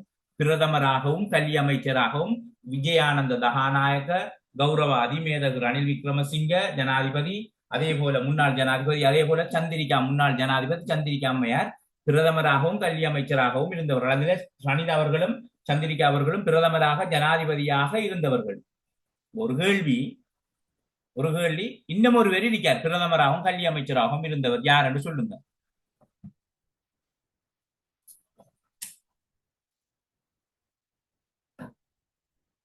கௌரவ முன்னாள் பிரதமர் தினேஷ் குணவர்தன சரிதானே இருந்தவர். அடுத்து தற்போதைய ஹரிணி அமரசூரி அவர்களும் இருக்கின்றார். 5 பேர். அப்ப இப்படி எல்லாம் யோசிப்பாங்க. போன முறை தேசிய பாடசாலைகள் எக்ஸாமில நிறுவனங்களை தந்து இந்த நிறுவனங்கள்ல பணிகள் என்னன்னு கேட்டிருந்தாங்க. எல்லாமே படிச்சு கொடுத்தோம். போன முறை ஒரு கேள்வி, ஜெம் ப்ராஜெக்டுக்கு உதவி வழங்குகின்ற நாடு எதென்று கேட்டிருந்தாங்க. கல்வி தொடர்பான பொது கல்வியை நவீனமயப்படுத்தும் திட்டத்துக்கு உதவி வழங்குகின்ற நிறுவனம் எது பிள்ளைகள்? பொதுக்கல்வியை நவீனமயப்படுத்துகின்ற திட்டத்துக்கு உதவி வழங்குகின்ற நிறுவனம் உலக வங்கி. உலக வங்கி. இதோட ஃபரூக் சார், நான் லீவ் ஆகுறேன். Wish you all the best பிள்ளைகள். சார்கிட்ட நீங்க டவுட்டே எல்லாம் கேட்டுக்கு இந்த கிளியர் பண்ணிக்கு நீங்க வெளியாகுங்க. அப்ளிகேஷன் கோல் பண்ணக்குள்ள சார் நிறைய ஹெல்ப் பண்ணுவார், உங்களுக்கு எப்படி போடுறேன் வழிகாட்டுவாங்க. நீங்க அப்ப ரெடி ஆகி போங்க. ஃபரூக் சார் சார் கொஞ்சம் லைன்ல இல்லைங்க நீங்களும். இருக்கவா? கொஞ்சம் இல்லை, ஒரு 10 மினிட்ஸ். ஓகே. பிள்ளைகள் உங்களுக்கு தெரியும், காய்க்கிற மரம் தான் என்னது கல்லறி விழும்னு சொல்லி ஏன்னா, அப்போ விலங்கு உங்களுக்கு நாங்கள் எப்படி ஆக்கல்னு சொல்லி சரியா. எங்களுக்கு பெருமை இல்லை, ஆனால் கதைக்க வேண்டிய சந்தர்ப்பங்கள் சில நேரம் மாறுறது. இன்றைக்கு கதைக்க வச்சுட்டாங்க அந்த இதில். அது எங்களுக்கு தெரியும் யார் யார் கதைக்கிறேன்னு சொல்லி. Okay, no problem. நாங்கள் இந்த விஷயத்தில் கன்சன்ட்ரேட் பண்ணுவோம். அடுத்த இன்னொரு விஷயத்த சொல்லிவிட்டு நான் உங்களுக்கு டைம் ஒன்று தரேன், 5 to 10 minutes. நீங்கள் டிஸ்கஸ் பண்ணிக்கொள்ளுங்க. இது ஐக்யூ சம்மந்தமாக இன்றைக்கு சியாத் சார்கிட்ட கொஞ்சம் அவருக்கு பிஸின்னு சொல்கிறதால அவர் எடுக்கலாம் போயிட்டு நாங்கள் அப்டிடியூட்டுக்கு பேப்பர் கிளாஸ் செய்கிறது ஒன்று சரியா. ரெண்டாவது, ஒரு இதில் இந்த ஸ்க்ரீன் ஷேர் பண்ணியிருக்கேன் பாருங்கள். இது செப்டர் பேஸ்டாக செஞ்ச ஒரு கிளாஸஸ், அதாவது 36 தலைப்புகளுக்கு கீழே நாங்கள் அடிப்படையிலேருந்து சிலாக்கள் என்ன செய்வாங்கன்னு சொன்னால் அடிப்படையிலேருந்து இந்த அப்டிடியூட்டை படிக்கணும்னு சொல்கிற இதில் இருப்பாங்க. இப்போ அந்த ஆட்களுக்கு நாங்கள் என்ன செய்கிறோம்னு சொன்னால் இது செஞ்சது 3 மாதம் கிளாஸஸ் செஞ்சது பாருங்கள். இது ஒவ்வொரு மந்த் 1, மந்த் 2, மந்த் 3ன்னு சொல்லி உதாரணத்துக்கு நான் ஒன்றை காட்டுறேன். 36 தலைப்புகளுக்கு கீழே 60 மணித்தியாலத்துக்கு மேலே இந்த கிளாஸஸ் செஞ்சுருக்கோம் ஒவ்வொரு தலைப்புக்குள்ள. உதாரணமாக பாருங்க, இதில் ஒரு ஒரு சாப்டர் உண்டு சரியா. இந்த சாப்டர் இதான் சாப்டர், அந்த முழு பேப்பரும் சரியா. இது ஒரு சாப்டர். அதே மாதிரி மந்த் 1க்கு நிறைய சாப்டர் இருக்கு. அதே மாதிரி மந்த் 2க்கும் என்னன்னு சொன்னால் நிறைய சாப்டர்ஸ் நாங்கள் இதில் கவர் பண்ணியிருக்கிறோம். இதில் ஒவ்வொரு சாப்டர் எல்லாம் வரும். அதாவது எக்ஸாமினேஷன் டிபார்ட்மெண்ட்டில் நடத்தப்படுற எந்த எக்ஸாமுக்கும் நீங்கள் ஃபேஸ் பண்ணுற மாதிரி இந்த நாங்கள் என்ன செஞ்சுருக்கிறோம்னு சொன்னால் இதை நாங்கள் டிசைன் பண்ணி நடத்தி முடிச்சிருக்கிறோம். இதில் அதில் ரெக்கார்டிங்ஸும் வரும் சரி. ஒவ்வொரு அந்த பேப்பருக்கு ரெக்கார்டிங்ஸ் வரும். உதாரணம், ஃபார் எக்ஸாம்பிள், உதாரணமாக இந்த வென் டயக்ராம் இது வாரது வளமையாக எக்ஸாம்பிள். இதில் ரெக்கார்டிங்கும் இருக்குது, இதில் ஃபுல் ரெக்கார்டிங்கும் இருக்கும் சரியா. இதே மாதிரி 36 தலைப்புகளுக்கு மேற்பட்ட தலைப்புகளுக்கு நாங்கள் படிப்பிச்சு வச்சிருக்கிறோம். இதுக்கு நாங்கள் டோட்டலாகவே 8,000 நாங்கள் சார்ஜ் பண்ணது, வளமே 8,000 சார்ஜ் பண்ணது. இப்போ உங்களுக்கு ரெக்கார்டிங்ஸ் தேவை, நீங்கள் இந்த 3 மாதத்துக்குள்ளேயும் எடுத்து படிக்கணும்னு சொன்னால் நான் உங்களுக்கு 5,000க்கு இந்த ஆப்ஷனை நான் தரேன். விரும்பினாக்களையும் எடுத்து படிச்சுக்கொள்ளுங்க, அதோட விஷயம். இது தவிர விருப்பம் இல்லாத ஆக்கள் நோ ப்ராப்ளம், பேப்பர் கிளாஸ் நடக்கும். இது இந்த ஒஃபிஷியலாக நாங்கள் இந்த டீச்சிங் எக்ஸாமுக்கு கிளாஸஸ் தொடங்கலாம், பேப்பர் கிளாஸ் நடக்கும். அதுக்கு நீங்கள் ஐக்யூக்கு ஜாயின் பண்ணிக்கொள்ளலாம். இது நான் ஒரு இன்ஃபர்மேஷனாக தரேன் இதில் சரியா. ரைட். இப்போ நாங்கள் உங்களுக்கு ஒரு 5 to 10 minutes என்ன செய்வோம் நான் கதைப்போம். நான் ஆல்ரெடி எல்லாத்தையும் விளங்கப்படுத்திட்டேன். இன்னும் எங்களுக்கு தெரியாது என்னென்ன பாடங்களுக்கு உங்களுக்கு கார்டர் கால் பண்ண போகிறாங்க, எந்த மாகாணத்தில் எத்தனை கார்டர் வரும், ஒன்றுமே தெரியாது. ஆனால் கால் பண்ண போட போகிறாங்கன்னு சொல்கிறது ஷுவர். அடுத்தது உங்களுக்கு 2 பரீட்சைகள் நடக்கும். ஒன்று ஓப்பன் ஆக்களுக்கு வேறு பரீட்சை, லிமிட்டட் ஆக்களுக்கு வேறு பரீட்சை. ஆனால் ரெண்டுலையும் எதிர்பார்க்கப்படுது கூடுதலாக ஐக்யூவும் அடுத்தது ஜென்ரல் நாலேஜ், ஸ்பெசிஃபிக்காக எஜுகேஷன் ஜென்ரல் நாலேஜ் வரும். இதுதான் சுருக்கம். இனி நாங்கள் இந்த உங்களோட சர்வீஸ் மினிட்டை அமெண்ட் பண்ணதுக்கு பிறகு அந்த அமெண்ட்மெண்ட்டை வச்சு நாங்கள் ஒரு இதை ஒன்று விளங்கப்படுத்துவோம். அதுக்கு பிறகு எக்ஸாம் கால் பண்ணதுக்கு பிறகு நாங்கள் உங்களுக்கு விளங்கப்படுத்துவோம். இப்போ எக்ஸாம் கால் பண்ணும் வரைக்கும் காத்து கொண்டு இருந்தால் 1 month இடைவெளி தான் வரும். 1 month தான் இடைவெளி வரும். அதுக்குள்ளே ஒன்றுமே படிக்கலான்ற அந்த கன்செப்டில் கருதுகோளில் நாங்கள் என்ன செய்ய போகிறோம்னு சொன்னால் கிளாஸஸை வார வீக்லேருந்து நாங்கள் தொடங்க போகிறோம். விரும்பினாக்கள் நீங்கள் ஜாயின் பண்ணி கொள்ளுங்கள். இப்போ ரைட், ஓகே. இப்போ உங்களுக்கு டைம் ஒரு இப்போ 9:32, 9:45 நாங்கள் என்ன செய்வோம்னு சொன்னால் முடிச்சுக்கொள்வோம். ஒவ்வொரு ஆளாக பேசுங்க. ரியாசரும் நிற்கிறோம், நானும் நிற்கிறோம். எங்களுக்கு தெரிஞ்ச அளவுக்கு நாங்கள் என்ன செய்வோம்னு சொன்னால் உங்களுக்கு விளங்கப்படுத்துவோம் சரியா. ரைட்.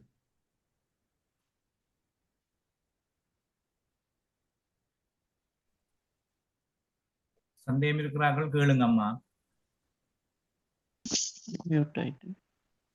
ஓம் சார் என்னன்னு சொன்னா பட்டதாரிகளுக்கு ஓப்பனா கால் பண்ணிக்க வந்து ஏஜ் லிமிட் 35 ஆனா 40 ஆக்க மாட்டினோமா இல்லாம மாகாணத்துக்கும் அப்படியா?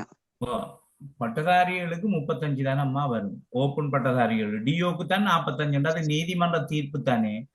ஆனா அந்த ஓப்பனா அதை ரெண்டு ஆக்கியிருக்காங்க என்னத்துக்குன்னு சொன்னா உண்மையிலேயே 35க்கு 45க்கு டிஓ மாறா அரச பணி ஆற்றுகிறவர்கள் அடுத்த பாடசாலைகள்ல டிஓ அடிக்காக்கள் தான் 45 வயசு. ஓப்பனா கோல் பண்ணக்குள்ள ஷுவராகவே உண்மையிலேயே 35 தான் இருக்கும். வயதில்ல ஆசிரியர் பிரமாண குறிப்பு 35 தான். அது சட்டம். இதுக்குள்ள வேற என்ன அதை 40 ஆக்குவாங்களா இல்லையான்றது தெரியல.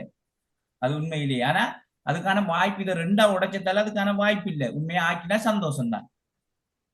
இது அந்த ஆமாண்டா சார் இப்ப கடந்த 6 மாதத்துக்கு முதல் கால் பண்ணிக்க வந்து இப்ப சில 35 வேளைகள்ல 40 ஆக்கணும் ஓ சார். அதாவது சில வேளைகள்ல மாகாணங்களுக்கு அந்த அதிகாரங்களை வழங்கலாம். இல்லாம இல்ல மாகாண பொதுச்சேவை ஆணைக்குழு மத்திய அரசோட பேசி நாங்க ஏற்கனவே ஓப்பனாக்களுக்கு 40 கோல் பண்ணின ஒரு சிஸ்டம் இருக்குது, என்ன செய்யணும்னு கேட்பாங்க. சில வேளைகள்ல மாகாண அரச பொதுச்சேவை ஆணைக்குழு பப்ளிக் சர்வீஸ் கமிஷன் எடுக்கிற முடிவுல சில வேளைகள்ல ஓப்பன்ல 40 வந்தாலும் ஆச்சரியப்படுறதுக்கு இல்லை. சரி sir okay thank you sir. Excuse அடுத்த மீ சார். சொல்லுங்க. சார் சார் என்னன்னா வந்து இப்ப சார் கால் இப்ப பண்ணப்பட்டிருக்கிற 23,344 கார்டர்ஸ்ல சார் ம் லிமிட்டட் ஆக்களை கழிச்சு அதோட சார் பெரும்பான்மையான சிங்கள லாங்குவேஜ் அவங்களுக்குரிய கார்டர்ஸையும் கழிச்சு பார்த்தா சாதாரணமா எத்தனை கார்டர்ஸ் மாதிரி சார் ஓப்பன் தமிழ் மீடியம் மக்களுக்கு இருக்கும்? உண்மையில இதுக்கு ஷுவரா விட சொல்லலாமா? எப்படி 10,000 தாண்டும் தானே. சும்மா கெஸ் பண்ணி பாருங்களேன். இப்ப டிஓவா இருக்கிற 20,000 பேரும் பாஸ் பண்ணுவாங்கன்னு இல்ல தானே. முயற்சிக்காக பாஸ் பண்ணுவாங்க. சில நேரம் ஒரு 6,000 காலர் அந்த டிஓ மாரெல்லாம் நிரப்பப்படுற நேரம் மிச்ச காலர் ஓப்புள்ள நிரப்பப்படும். அதை ஒரு பத்தி பிரச்சனை இல்லை. ஆனா 5,000த்துக்கு வர்த்தமானி மேல அறிவித்தல் இருக்குல்ல சார்? வரக்குள்ள நாங்க அதை கெஸ் பண்ணி கொள்ளலாம். எத்தனை கார்டர்ஸ் ப்ரிப்பேர் பண்ணி போட்டுருவாங்க. இன்னும் அந்த காடர் எந்தெந்த மாகாணத்திலே இந்த உழைக்கும் கார்டர் தெரியாது. சொல்லுங்க சார். இன்னும் எந்தெந்த மாகாணத்துல என்னென்ன காடர் இருக்குன்னு தெரியாது, எண்ணிக்கை தெரியாது, உண்மை யாருக்குமே இன்னைக்கு தெரியாது. தெரியா ஆமாம் டோட்டல் சார். அப்ரூவல் தான் கொடுத்துருக்கு டோட்டல்ல. ஆமாம் சார். பொதுவா இனி சிங்கள மீடியம் மக்களுக்கு நிறைய கார்டர்ஸ் போறதானே வரலாம், செய்யறது தானே. இப்படி வரலாம், போல சான்ஸ் இல்ல இல்ல இருக்கு. இல்ல இல்ல இல்ல. அது இப்ப உதாரணமா கிழக்கு மாகாணத்தில் 2,000 காடர், வட மத்திய மாகாணத்திலே 2,000 காடர் அப்படி காடரை பிரிச்சு கொடுப்பாங்க.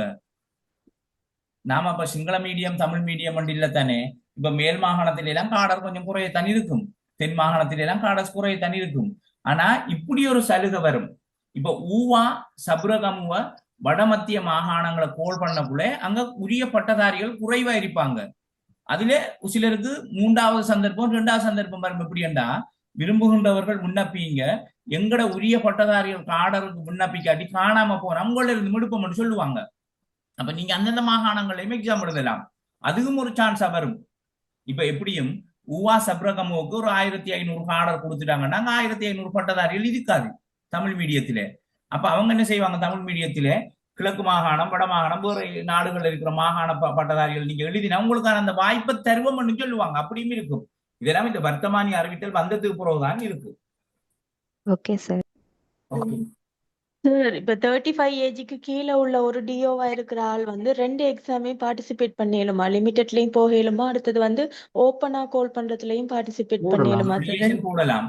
சான்ஸ் ஒரு வரும். பிரச்சனையும் இல்லை. சான்ஸ் அப்ளிகேஷன் வரும். போடலாம். ஆனா இப்ப அவர் பாடசாலை டிஓ தானே, எங்கக்குள்ள என்ன நடக்கும் தெரியல. தாராளமா 35 வயசுக்குள்ள என்ன ஒரு ஓப்பனுக்கும் போடலாம், அவர் டிஓ இருந்தா டிஓக்கும் போடலாம். இப்ப இப்படி ஒரு 2 பிரச்சனை எக்ஸாமும் வரும். ஒரே நாள்ல நடக்காது தானே சார்? இல்ல வேற இல்ல, வேற நாள் மாதிரி தானே? அப்படி சான்ஸ் இல்ல. ஆ, இல்ல அதுவும் ரெண்டும் ஒரே நாள்ல நடக்க வாய்ப்பு இல்லை தானே. Okay sir thank you. ஆனா இப்படியும் ஒன்று இருக்கும் கண்டிஷன்ஸ். இப்ப அவர் பாடசாலை டிஓ உங்களுக்குள்ள இப்ப அதுலயும் சின்ன சிக்கல்கள் ஒன்று வரும். என்னன்னா அவரை ரிலீஸ் பண்ற சிஸ்டம் ஒன்று இருக்குதானே. இப்ப உங்களை ரிலீஸ் பண்ணுவார் வெளியே கல்வி பணிப்பாளர்.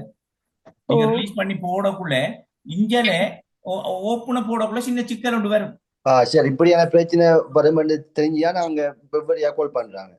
என்னண்டு இப்படியான பிரச்சனைகள் வரும் என்று தெரிஞ்சுதான் வேற வேறையா கால் பண்றாங்க. அப்ப ரைட். உண்மையிலேயே அவர் தம்பியில கருத்து சரி முஃபீரே.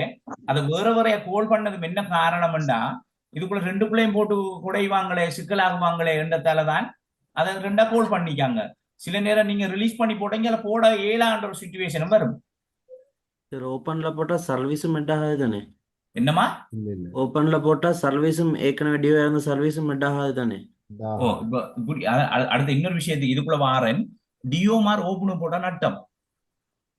டிஓமார் அவங்களோட மட்டுப்படுத்தப்பட்ட லிமிட்டட் போடுறவங்க லாபம். ஏன்னா 2 விஷயம் இருக்கு. ஒன்று, ஸ்கூல்ல அவங்களுக்கு டைம் டேபிள் கொடுப்பாரு பிரின்சிபல். அடுத்த இன்டர்வியூல அவங்களுக்கு பாடசாலையில கற்பித்ததுக்கான ஒரு கற்பித்தல் புள்ளி திட்டம் ஒன்று வரும். அதால இந்த டிஓமார் ஓப்பனுக்குள்ள வந்து விழுந்துடாம லிமிட்டடுக்குள்ள எழுதி கரை சேருகிறதுங்கிறது பெஸ்ட் ஒன். சில நேரம் அதே அதிபர் அதே பாடசாலையில அந்த காடர் இருந்தா அதே பாடசாலையில அவருக்கு பணியாற்றுகின்ற வாய்ப்பும் வரும்.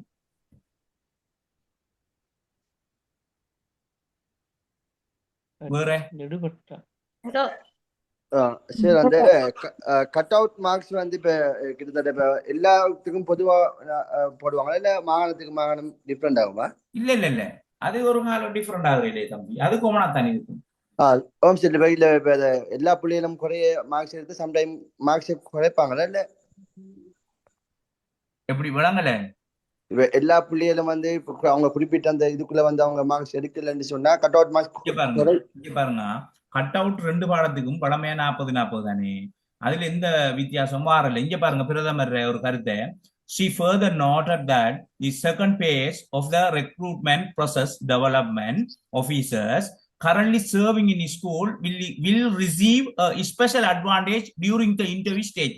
அதாவது டிஓமார் பாடசாலைகளை பணியாற்றுகின்ற பட்டதாரிகள், டிஓ அபிவிருத்தி உத்தியோகத்தர்கள் பரீட்சையில சித்தி அடைந்து நேர்முக தேர்வுக்கு போகும்போது அவர்களுக்கு ஸ்பெஷல் அட்வான்டேஜ், ஒரு விசேட சலுகையை நாங்கள் நேர்முக தேர்விலே வழங்குவோம் என்று பிரதமர் பாராளுமன்றத்தில் சொல்லியிருக்காரு. உண்மையிலே நியாயமான கருத்து. 5 வருஷம் சயின்ஸ் ஃபார் டெக்னாலஜியை தொண்டகிளிய ஒரு டிஓ படிச்சு கொடுத்துட்டு அவ எக்ஸாம் எழுதி பாஸ் பண்ணி போகக்குள்ள அவருக்கு ஒரு ஸ்பெஷல் அட்வான்டேஜ் கொடுக்காட்டி அது பாவம். அப்படி சொல்லியிருக்கிறாங்க பிரதமர். அதுல சில நேரம் அவங்களுக்கு அந்த இன்டர்வியூல மார்க்ஸ் போடுறதுன்னு அதுல ஒரு போட்டிருப்பாங்க, டிஓவா டீச்சிங் அந்த செஞ்சாக்களுக்கு ஒரு மார்க்ஸ் ஒன்று போட்டிருப்பாங்க. அந்த மார்க்ஸ் தான் நீங்க கவலைப்பட தேவையில்ல. ஒரு பாடசாலையில 10 டிஓ இருந்தா அந்த 10 டிஓக்கும் அந்த அதிபர் டைம் டேபிள் போட்டு கொடுக்க மாட்டார். அவர் தலை பறந்துடும். ஒவ்வொரு பாடசாலையிலையும் படிப்பிக்க டிஓமார் 2 பேர் 3 பேர் டைம் டேபிளை கொண்டு போவாங்க. மற்றவர்களெல்லாம் எக்ஸாம் எழுதி பாஸ் பண்ணி போக வேண்டியதுதான். அதுல டிஓவா கற்பித்தவர்களுக்கு மாத்திரம்தான் அந்த சலுகை வழங்கப்படும் என்று பிரதமரே பார்லிமெண்ட்ல சொல்லிட்டார். சார் ஓமாமா சார் என்னண்டா சார், இப்ப டிஓ இல்லாத ஆக்கள் சார், இப்ப கிராஜுவேட் ஆகி ஒரு 5 வருஷம் ஆயிட்டுன்னு வைங்க சார், அவர் வந்து ஒரு 4 வருஷம் மட்டும் ஸ்கூல்ல வாலண்டியர்ஸா படிச்சு கொடுக்குறான்னு வைங்க. இப்ப இவர் இவர் எக்ஸாம் பாஸ் பண்ணி இப்ப இன்டர்வியூக்கு போகும்போது இவருக்கு ஒரு சலுகை எதுவும் இருக்குதா சார்? சலுகை என்று தெரியாது. அவர் அங்க பாடசாலையில பணியாற்றிய நியமிச்ச லொக்கென்ட்ரி, அவரை அந்த எஸ்டிசி கட்டாயம் நியமிச்சிருக்க லொக்கென்ட்ரி ஒன்று எழுதியிருப்பாங்க. அந்த லொக்கென்ட்ரி அடுத்தது வந்து அவர் அங்க கடமையாற்றிய சேவை காலத்துக்கு ஸ்கூல் பிரின்சிபலால் ஒரு லெட்டர், இவைகளை எல்லாம் கொண்டு போற நேரம் அந்த நேர்முக தேர்வுல அவருக்கு சின்ன சலுகைகள் இருக்கும், அவ்வளவுதான். அதே பொது வழியில சொல்ல மாட்டாங்க. இப்ப நீங்க இன்டர்வியூ இப்போ உண்மையாகவே ஒரு 5 வருஷம் அந்த ஸ்கூல்ல ஒரு காடர் இருந்து அந்த காடர் லெட்டரையும் அடுத்தது உங்களை எஸ்டிசியில ஒரு லொக்கேண்ட்ரி போட்டிப்பாங்க பாடசாலை லொக் புக்ல, இவர் இணைந்த கணிதத்தை படிப்பிக்கிறதுக்காக 2021ஆம் ஆண்டிலிருந்து இன்று வரை இந்த பாடசாலையில கடமையாற்றுவதற்கு அனுமதிக்கிறோம் ஒரு லொக்கேண்ட்ரி அதிபர் போட்டிப்பார். அந்த லொக்கேண்ட்ரி அடுத்தது வந்துகிட்டு உங்களை நியமிச்ச எஸ்டிசி பிரின்சிபல் சேர்ந்து நியமிச்ச கடிதம் எல்லாம் கொண்டு போனா சில வேளைகள்ல நேர்முக தேர்வுல சின்ன சலுகைகள் இருக்கும், அவ்வளவுதான். மகுதி எந்த ஊர்? மன்னார் சார். மன்னார். ஓகே, அதுகளெல்லாம் பாஸ் பண்ணினேன்னு சொன்னா மிஸ் பண்ணாம எடுத்துட்டு போங்க. Okay sir. நஜிமுதீன் சொல்லுங்க. இன்டர்நேஷனல் ஸ்கூல்ல வர்க் பண்ணி தான் இந்த பிரிவிலேஜ் கிடைக்குமா சார்? பொறுங்க, நஜிமுதீன் கையடையாளம் போட்டியார், பேசுங்க. சார் தமிழ் மொழியில இப்ப எக்ஸாம் செஞ்சுட்டு திருப்பி இங்கிலீஷ் மீடியமுக்கு மாத்திக்கொள்ளையிலுமா இருக்குமா அப்பாயின்மெண்ட் அப்படி கிடைக்க போக? இல்ல இல்ல நீங்க போடுற பாடத்துக்கு தான் நியமனம் தருவாங்க. ஆனா ஒரு 6 மாசத்துக்கு இந்த ஒரு 1.5 வருஷத்துக்கு முன்ன அரசாங்கம் நியமன பாடத்திலிருந்து வேறு பாடத்துக்கு மாறுதல் ஒரு சேக்குலரை போட்டிருந்தாங்க. அந்த நேரம் மாறிக்கொள்ளலாமே தவிர எழுதிட்டு நியமன பாடத்திலிருந்து மாற இல்லாது. அந்த பிள்ளையெல்லாம் நீங்க செய்யப்படாது. நான் கேக்குறது மீடியம் இங்கிலீஷ் மீடியமுக்கு செய்ய டீச்சிங்ஸ் எடுக்க அப்பாயின்மெண்ட் எடுக்கணும்னா இங்கிலீஷ் மீடியம்ல தான் எக்ஸாம் செய்ய வேணுமா? எழுதணும்.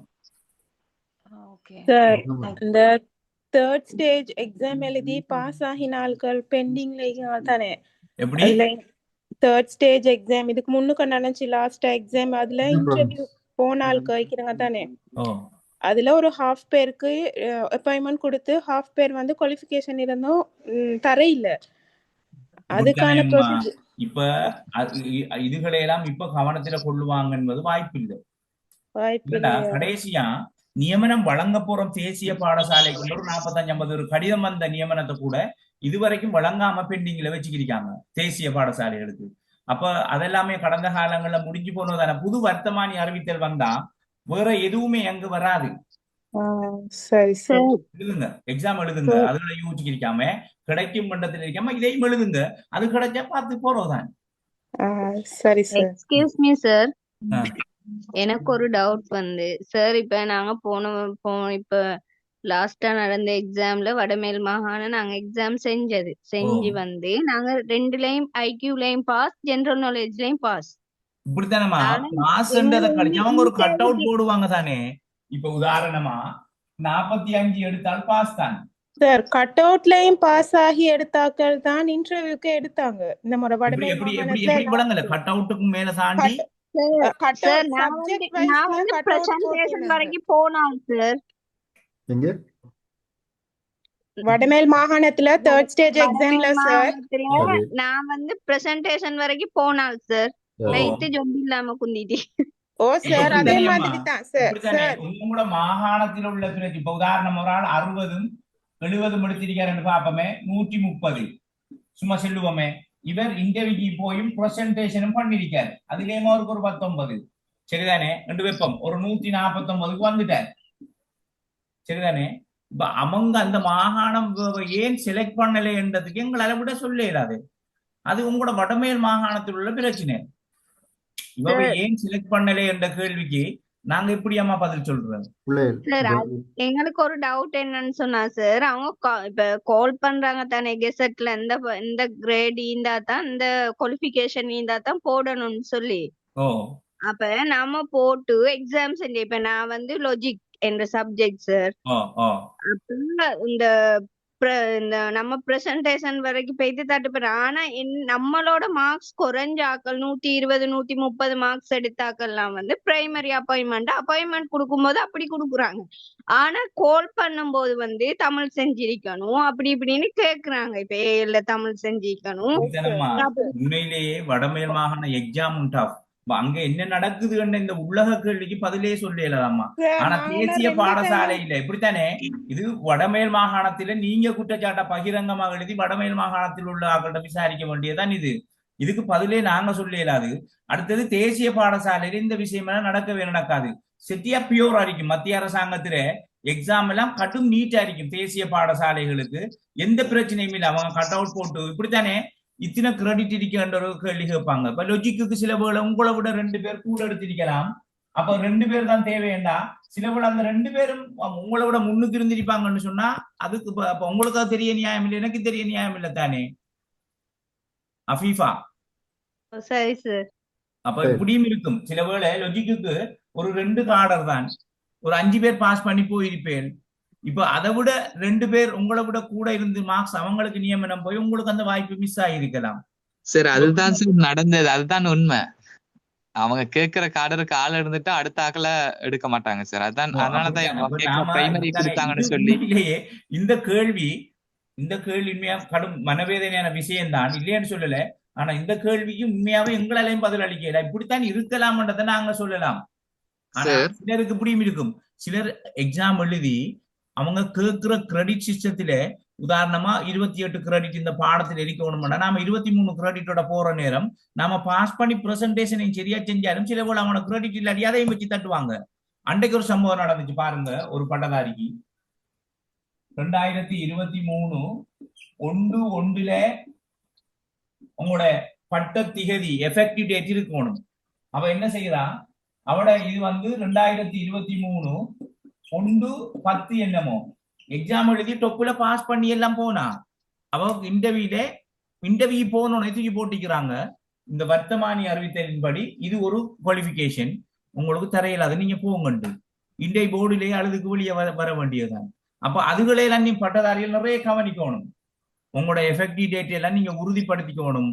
உங்களோட ரிசல்ட் சீட்ல உங்களோட எஃபெக்டிவ் டேட் அவங்க கோல் பண்றதுக்கு முன்ன ஒரு நாளைக்கு முன்னேறிக்கணும். இப்ப உதாரணமா இந்த கேசேட் வருது 2023 முதலாம் மாசம் 30ஆம் தேதிக்கு உங்களோட பட்டத்திகதி உறுதியளிக்கப்பட்டிருக்கணும் அந்த சான்றிதழ்ண்டா சரியா, அதுக்கும் ஒரு நாள் முன்னுக்கு இருக்கணும்.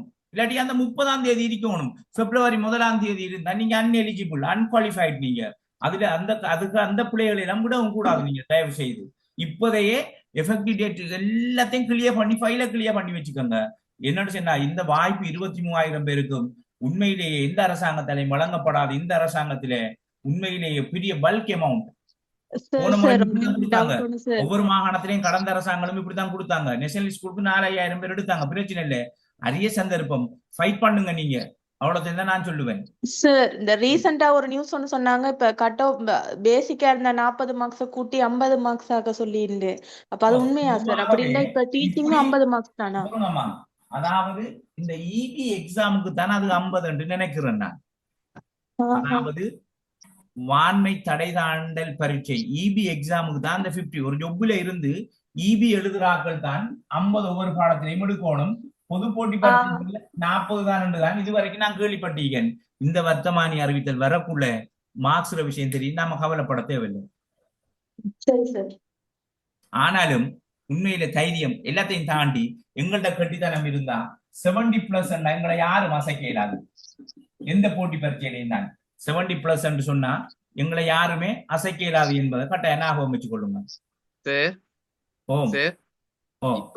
இப்படி போட்டி பரீட்சை வைக்கிறத விட சார் அவங்க செஞ்சுக்கணும். சதன்ல தமிழ் மொழி மூலமான ஆக்களுக்கு சார் இன்டர்வியூ மட்டும் வச்சு கொடுத்தாங்க. கொஞ்சம் பொறுங்க ஐயா, அது என்ன தெரியுமா, அவங்களுக்கு தேவை 200 பேர் சரிதானே, அவங்களுக்கு அப்ளிகேஷன் போட்டது 190 பேரும் இல்லை. விளங்கிச்சா? அதால வெளி மாகாணத்தாக்களையும் அவங்க கன்சிடர் பண்ணல. தென் மாகாணத்திலே அவங்களுக்கு தேவை 200 பேர் கோல் பண்ணினாங்க. அவங்களோட மாகாணத்தாக்கள் 190 பேர் அப்படி அப்ளிகேஷன் போட்ட உடனே அவங்களுக்கு பரீட்சை வைக்க வேண்டிய அவசியம் இல்லையே. இப்ப இந்த 23,000 பேருக்கு நீங்க கோல் பண்ணுங்க, 100,000 பேர் எக்ஸாம் எழுதுவாங்க சார். இதே இதுதான் சார் எங்களோட வடமாகாணத்துல கோல் பண்ணா குறைஞ்சது ஒரு 1000 பேருக்குள்ளதான் சார் இருக்கும்.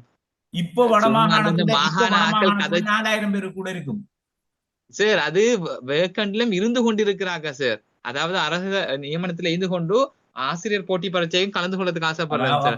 நாங்க இதுவரைக்கும் கவுண்டிங் பண்ணதுல சார் 1000 பேர் தான் சார் இருக்குது. மேல இருக்கிறாங்களே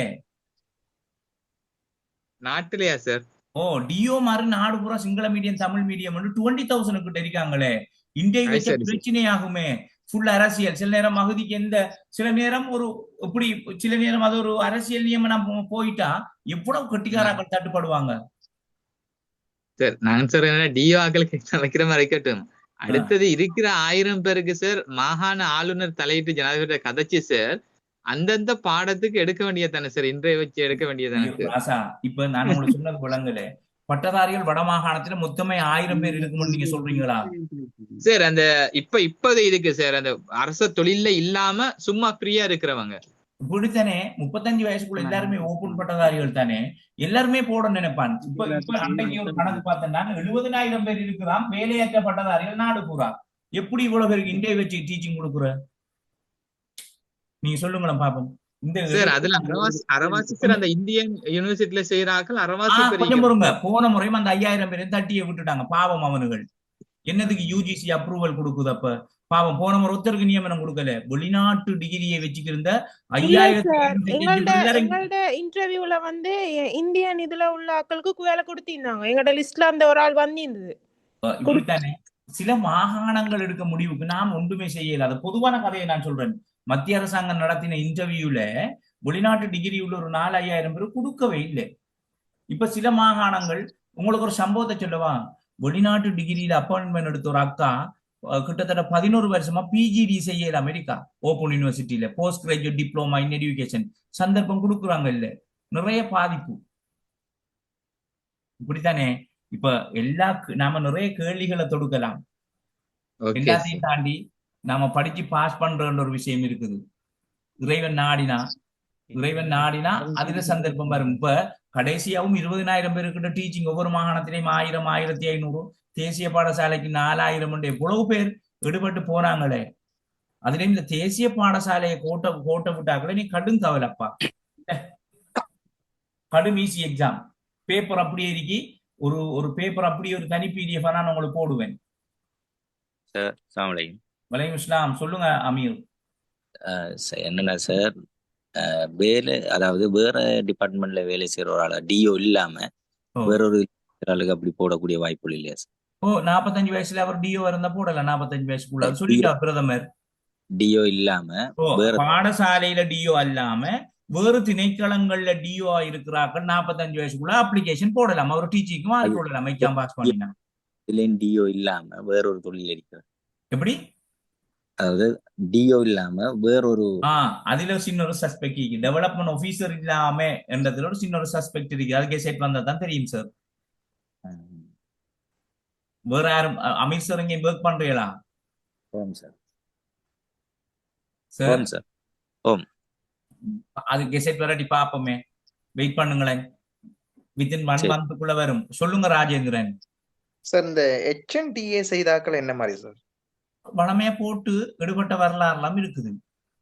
அல்ல முன்ன இருக்குது. ஆனா அவங்க அந்த கால் பண்ணும்போது ஸ்பெசிபிக்கா வந்து இந்த HNDAல நிறைய கான்ட்ராடிக்ட்ஸ் இருக்கு. ஏன்னா அது வந்து அவங்க ஸ்பெசிபிக்கா அப்படி ஹைலைட் பண்ணி கால் பண்றாங்க இல்ல? அதுதானே பிரச்சனை. அப்ப ஹைலைட் பண்ணாம அப்படி கால் பண்ணா இப்ப எங்களுக்கு எக்ஸாம் எழுதி நாங்க பாஸ் ஆகினாலும் HND முடிக்கிறார்கள். மினிஸ்டருக்கு கடந்த காலங்கள்ல high national diploma in accountancy agriculture high national 3 வருஷம் தானே டிகிரி ஈக்குவல் தான் சொல்றாங்க. கிட்டத்தட்ட 10 வருஷத்துக்கு முன்னே எல்லாம் ஏராளமானவர்களுக்கு கொடுத்தாங்க. அவங்க ஒரு சஜஷன் இப்போதைய பிரதமருக்கு கொடுக்கலாம். ஏன்னா இவங்களையும் சேர்த்து கொள்ளணும். கொள்ள பேர் வராது. ஒரு 7,000 பேர் தான் வரும்.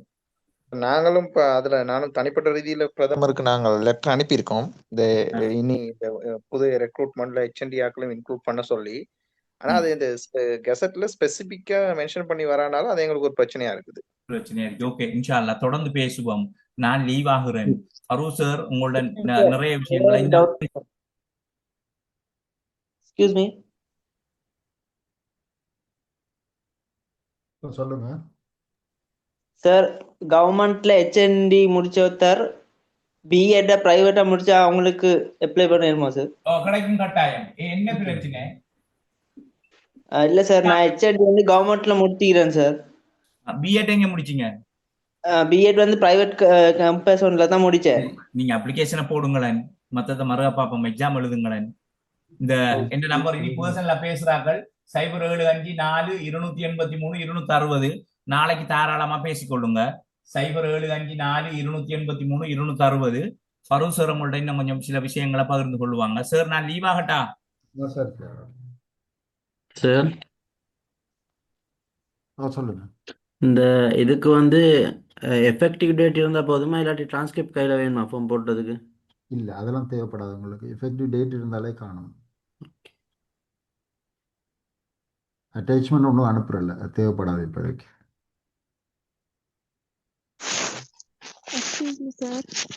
சொல்லுங்க சார். இப்ப அங்க வந்து கெசட் வந்து அவுட் பண்ண டைம்ல எங்களுக்கு 3 சப்ஜெக்ட் தான் இடம் தராங்க. நாங்க அதுல பாடம் போடுறதுக்கு. அப்ப நாங்க அந்த 3 சப்ஜெக்டுக்கு ஒரு அப்பாயின்மெண்ட் தானே கிடைச்சும், இல்லாட்டி எங்களோட மார்க்ஸுக்கு ஏத்த மாதிரி அவங்க தார அப்பாயின்மெண்ட் கிடைச்சுங்க சார்? இல்ல நீங்க அந்த இது ப்ரிஃபரன்ஸ் போடுவீங்களே என்னென்ன சப்ஜெக்ட் சொல்லி அதுக்குள்ளதான் வருது. Okay sir. இப்ப சார் அந்த பாடத்துக்குரிய நாங்க மார்க்ஸ் எடுக்கலன்னு சொன்னாக்கா அப்ப எங்களுக்கு அந்த இடம் வந்து இல்லாம போகுதுதானே சார்? அப்படியா? இல்ல இன்னொரு ஆள் வேற சாய்ஸ் ஒன்று போட்டிருப்பாங்களே. Okay sir. Okay sir. Thank you sir. Sir degree செஞ்ச அந்த மீடியத்துல தான் நாங்க அப்பாயின்மெண்ட்டும் எடுத்துக்கொள்ள வேணுமா? அப்படிதான் வரும். அப்படிதான் நீங்க என்ன மீடியத்துல எழுதுறீங்களோ அந்த மீடியா அதுல ஒரு கண்டிஷனா போடுவாங்க கெசட்ல போடுறது. Okay sir. Excuse me. சொல்லுங்க.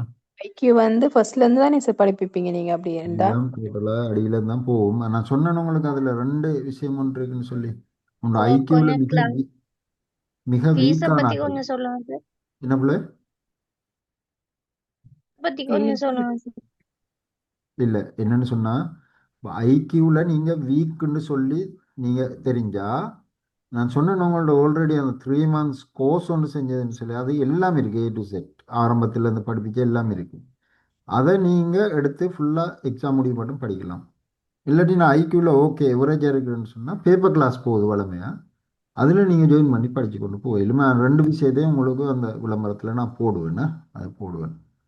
இப்போ இதில் என்னென்னு சொன்னால் நாங்கள் உண்மையாக இன்னும் கெசட் வரல தானே, நான் சமரியாக சொல்கிறேன், இன்னும் கெசட் வரல.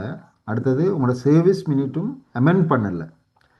அதால் நாங்கள் அது வரும் வரைக்கும் கொஞ்சம் நீங்கள் வெயிட் பண்ண தவணும் டவுட்ஸை கிளியர் பண்ணுறதுக்கு. என்ன சொன்னால் எங்களுக்கும் இப்போ நாங்கள் சும்மா அந்த என்னது ஒரு ஒரு டவுட்டில் நாங்கள் உங்களுக்கு சொல்லல, அது உண்டை ஏஜ் சம்மந்தமாக குவாலிஃபிகேஷன் சம்மந்தமாக அடுத்த எல்லா விஷயம் சம்மந்தமாகவும் நாங்கள் இன்னும் அதை தொடையில அந்த விஷயத்தை இன்னும் ஒரு நான் நினைக்கிறேன் 1-2 வீக்ஸுக்குள்ளே அந்த கெசட் வரலாம். அப்போ கொஞ்சம் வெயிட் பண்ணுவோம். சரியா, வெயிட் பண்ணி பார்த்துட்டு நாங்கள் என்ன செய்வோம்னு சொன்னால் இதை எல்லாத்தையும் செய்வோம். ஆனால் உங்களுக்கு கிளாஸஸ் நாங்கள் தொடங்குறது உறுதி. விரும்பினாக்கள் நீங்கள் ஜாயின் பண்ணி கொண்டு படிங்க. இல்லாட்டி கெசட் வந்ததுக்கு பிறகு தான் ஜாயின் பண்ணணும்னு சொன்னால் நீங்கள் அதுக்கு பிறகு ஜாயின் பண்ணலாம். இதான் விஷயம். வேறு எதுவும் டவுட்ஸ் இருக்கு அதை நினைக்கிறேன். இவ்வளோ முடிச்சுக்கொள்வோமா சார்? அந்த 3 month கோர்ஸ் வந்து சார் 5000 கட்டினா ஓகே தானே? அந்த இது நீங்கள் எனக்கு தேவையான மெசேஜை போடுங்க, நான் உங்களுக்கு ஒரு டீட்டெயில் அனுப்பி விடுறேன். ஓகே, நம்பர் இருக்குன்னு நினைக்கிறேன். சார் அந்த 5000 கட்டி அந்த ஐக்யூ கிளாஸுக்கு ஜாயின் ஆனா இதுல பேப்பர் கிளாஸுக்கு தேவையில்லையா சார்? பேப்பர் கிளாஸ் வேற போகும், அது பேப்பர் கிளாஸ் மிக்ஸ் பண்ணி போகும். இது நாங்கள் சாப்டர் வைஸாக செஞ்ச விஷயம் தானே. பேப்பர் கிளாஸ் வருது, இது வருது, அது சாப்டர் வைஸாக போகிறது. சார் அந்த பேப்பர் கிளாஸ் ரெக்கார்டிங் தருவீங்களா சார்? கிளாஸ் நடக்கீங்க ரெக்கார்டிங் தருவீங்களா? ரெக்கார்டிங் தருவீங்களா சார்? எல்லாத்துக்கும் ரெக்கார்டிங் வரும். எக்ஸாம் முடியும் மட்டும் அந்த ரெக்கார்டிங் தருவோம் உங்களுக்கு. Okay, thank you.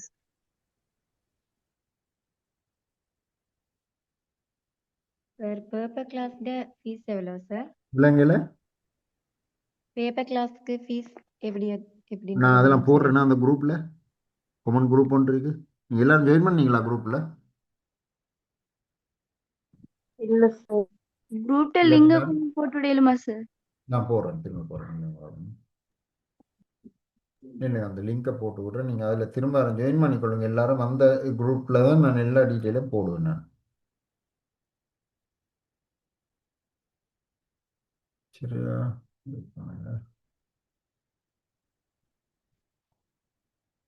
ரைட், இதான் லிங்க்.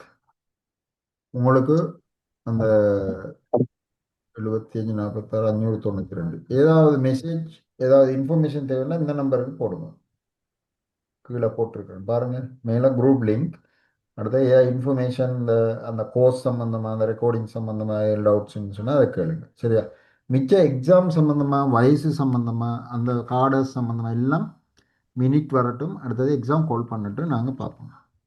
இப்போ உங்களுக்கு டவுட் இல்லை, இப்போ உங்களுக்கு டிஓ பாட்டி 45 வயசுக்குள்ளே இருக்கிறீங்கன்னு சொன்னால் நீங்கள் போடலாம். ஆனால் அதுக்கும் என்ன சப்ஜெக்ட் கேட்குறாங்களோ தெரியல.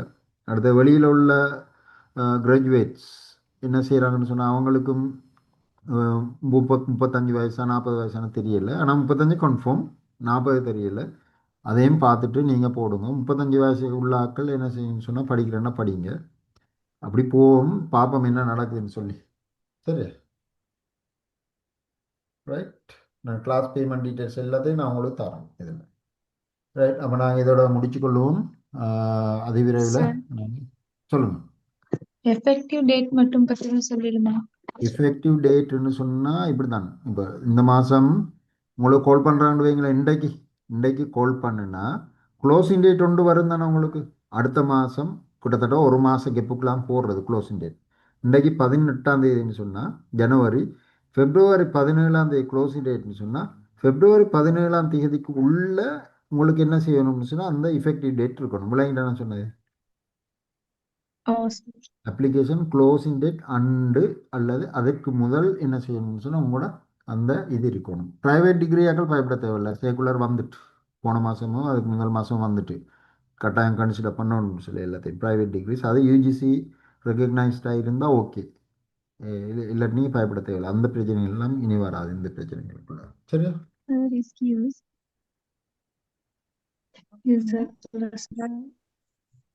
பிள்ளைங்கள sir next week class start பண்றதுல சார் 35+ ஆட்கள் ஜாயின் பண்ணேலுமா சார் 35 கிளாஸ்?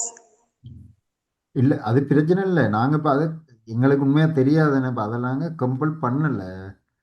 நீங்கள் ஜாயின் பண்ண வேணாம்னு சொல்லி அப்படி சில நேரம் இப்போ கெசட்டில் 35 வயசுக்கு மட்டுப்படுத்தினாங்கன்னு சொன்னால் உங்களுக்கு அநியாயம்.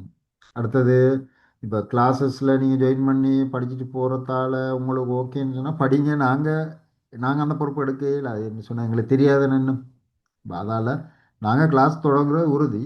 இப்போ நீங்கள் ஒரு 1 மந்த் உங்களுக்கு சில நேரம் அப்படி ஏதாவது நடந்தால் 1 மந்த்துக்குரிய எது வேஸ்ட் ஆகும் உங்களுக்கு, அவ்வளோதான் சொல்லலாம் எங்கள்கிட்ட. ஆனால் சில நேரம் அந்த படித்த விஷயங்கள் வேறொரு எக்ஸாமுக்கு சில நேரம் உதவக்கூடிய சந்தர்ப்பங்களும் இருக்குது. சரியா? எங்களோட வளவாளர் நம்பர் 1 டாப்பில் இருக்கிறார்கள் ஸ்ரீலங்காவில். அவங்கள வச்சு தான் நாங்கள் செய்ய போகிறோம். அந்த வளவாளர்கள் நான் அந்த இதில் போட்டேன், நான் அலி ஜின்னா சார்னு சொல்லி, அடுத்தது ரியாஸ் சார், அடுத்தது சியாத் சார், அடுத்தது அபுபக்கர் நலீம் சார். இவ்வளோ பேர் தான் எங்களோட வளவாளர்களாக இருப்பாங்க. ரைட் சார் சொல்லுங்க சார். கிளாஸ் என்ன டைம்ஸ்ல நடக்கும் அப்படின்னு? எல்லாம் நைட் டைம் தான் அநேகமாக நடக்கும். Okay sir. வர ஏலாட்டி ரெக்கார்டிங் தருவோம், எல்லாத்துக்கும் வீடியோ ரெக்கார்டிங்கோட வரும். சரியா? Right sir okay. Excuse sir, சொல்லுங்க. அவ கால் பண்ற பாடத்துக்கு நாங்க யூனிவர்சிட்டியில ஸ்பெஷல் ஜெனரல் அப்படி செய்து தான் அனுப்பினோமோ, ஜெனரல் செய்து எடுக்க மாட்டோமோ? இப்படிதான் என்னன்னு சொன்னா, வளமையா கால் பண்றது அந்த பாட ரீதியா தான் கால் பண்ணுவாங்க.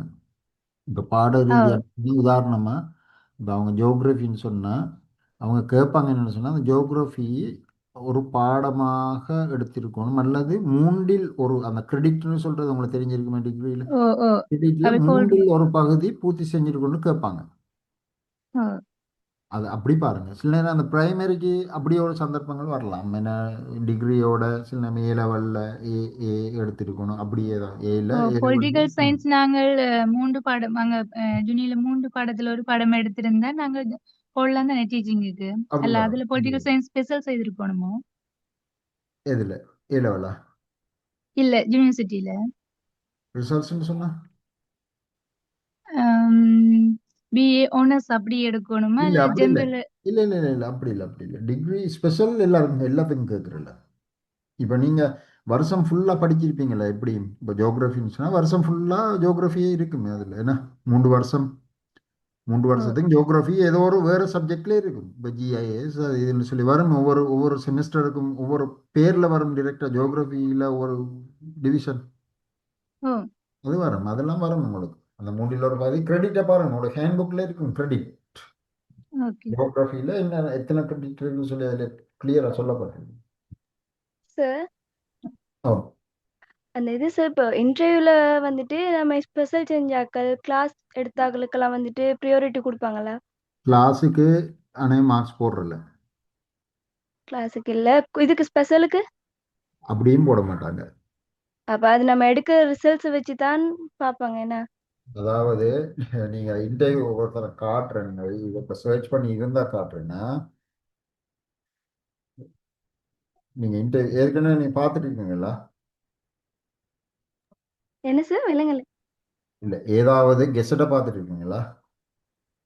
இல்ல அப்படிலாம் எதுவும் இல்ல, அதான் கொஞ்சம் டவுட்ல கேட்டேன். அதாவது இதில் போடுவாங்க என்னன்னு சொன்னால், அந்த இன்டர்வியூவில் ஒரு ஸ்ட்ரக்சர் மார்க்ஸ் ஒன்று இருக்கு. ஒரு ஒரு ஒரு என்னது இந்த ஒரு 25 மார்க்ஸ் கொண்ட ஒரு இது இருக்கு. என்னது அதில் இதெல்லாம் இல்லை நீங்கள் சொல்கிறது உண்டு. அதில் 5 நிமிஷம் உங்களுக்கு தருவாங்க டைம் ப்ரெசன்டேஷன், அதுக்குரிய மார்க்ஸ். அப்படித்தான் அந்த 25 மார்க்ஸ் வரும். ரைட்டா? அதில் குவாலிஃபிகேஷன் மாறல. அது பொதுவான இது எதுவுமே பாக்குறல, ஸ்பெஷலோ கிளாஸோ எதுவுமே கன்சிடர் பண்றல, அப்படியா சார்? அதெல்லாம் வராது. மார்க் என்னது அதெல்லாம் கன்சிடர் பண்ண மாட்டாங்க அதில். Okay sir, thanks sir. Sir இப்போ ஜெனரல் நாலேஜ்ல 50 கேள்வின்னு சொன்னா அதுக்கு எத்தனை மார்க்ஸ் நாங்கள் எடுக்கணும்? இல்லை அது ஏன்னா கட் ஆஃப் எல்லாம் இதில் நாங்கள் சொல்ல இல்லை. அது என்ன 40 மார்க்ஸ் குறைஞ்சது எடுக்கணும். ஆ ஆனா ஓகே இந்த கட் ஆஃப் சொல்ல இல்லை. இதுல அவங்க எத்தனை பேர் பாஸ் பண்றாங்க இல்லாட்டி எத்தனை கார்டர்ன்றதை வச்சு தானே என்ன செய்யறது, இந்த கட் ஆஃபை தீர்மானிக்கிறது. ம் இல்லை தானே என்ன அப்படிதான் தீர்மானிக்கிறது. ஒரு ஒன்றும் இல்லை. அப்ப சார் இந்த நெஸ்னஸ் ஸ்கூலுக்கு ஒரு எக்ஸாம் வைப்பாங்க செப்பரேட்னு சொல்லி சொன்னாங்க. இப்ப இந்த டீச்சிங் எக்ஸாம்ல பாஸ் ஆனாக்கள் தானே திரும்ப செகண்ட் டைம் எழுதுற எக்ஸாம் தானே அது? இல்ல அது வேற கால் பண்றதா? நேஷனல் ஸ்கூல் வேற கால் பண்ணுவாங்க, ப்ரொவின்ஸுக்கு வேற வேற அது கால் வந்துட்டு பண்ணுவாங்க. இந்த எக்ஸாமோட சம்பந்தம் இல்லையா? அது வேற கால் பண்றது இல்லாட்டி இந்த எக்ஸாம் அதுக்கு செய்தாக்கள் அது தான் இந்த எக்ஸாம் இதுக்குள்ள செய்யலாம். வரலாம், இதுக்குள்ள வரும், இதுக்குள்ள என்னங்க வரும், சார்? இதுக்குள்ள அடக்குவாங்க. எல்லாத்தையும் இதுக்குள்ளேயே அடக்குவாங்க. அதாவது நேஷனல் ஸ்கூல், ப்ரொவின்சியல் ஸ்கூல் எல்லாம் அப்ப இதுக்கு வேற எக்ஸாம் செய்யறது இல்லையா நெஸ்னஸ் ஸ்கூலுக்கு போறாக்கள்? நடக்கும். நடக்கும். எல்லாத்தையும் அது வேற இதுக்குள்ளேயே கால் செப்பரேட்டா பண்ணுவாங்க. நடக்கும். இல்ல எல்லாத்தையும் இதுக்குள்ளேயே அதுக்குள்ளயா? கால் பண்ணுவாங்க. நேஷனல்ல வேறையா கால் பண்ணுவாங்க, ப்ரொவின்சியல் வேறையா. பாருங்க அந்த செய்முறை பரீட்சைன்னு சொல்லி 25 மார்க்ஸ் சொன்னேன், யாரோ கேட்டீங்க. இந்த ஓம் சார் அந்த குறிப்பு கேட்டேன். மற்றும் பிறகு அந்த அந்த என்னது அந்த என்னது செய்முறை பரீட்சை தன்னால் இனங்காணப்படும் ஒரு தலைப்பின் கீழ் கொடுக்கிறது. சரியா? இந்த தலைப்பின் கீழே வர மார்க்ஸ் தான் இது இவ்வளவு. பாருங்க, குறிக்கோள் பிரவேசம் ஸ்கிரீன் ஷேர் ஆகல சார். இல்லையா? நீ கேட்டதுக்காக வேண்டி நான் அதை சொல்றேன். இப்ப சார் லோடிங் ஆயிட்டு ஓகே சார். லோடிங் இதான் அந்த மார்க் சிஸ்டம். அது சும்மா அந்த 5 நிமிஷத்துக்குள்ள நீங்க இது பண்ற மார்க்ஸ் தான் இது. பொதுவான நேர்முக தேர்வுன்னு சொல்லி ஒன்று இருக்கு. இதுல மார்க்ஸ் வராது உங்களுக்கு. பொதுவான நேர்முக தேர்வுல மார்க்ஸ் இல்லை.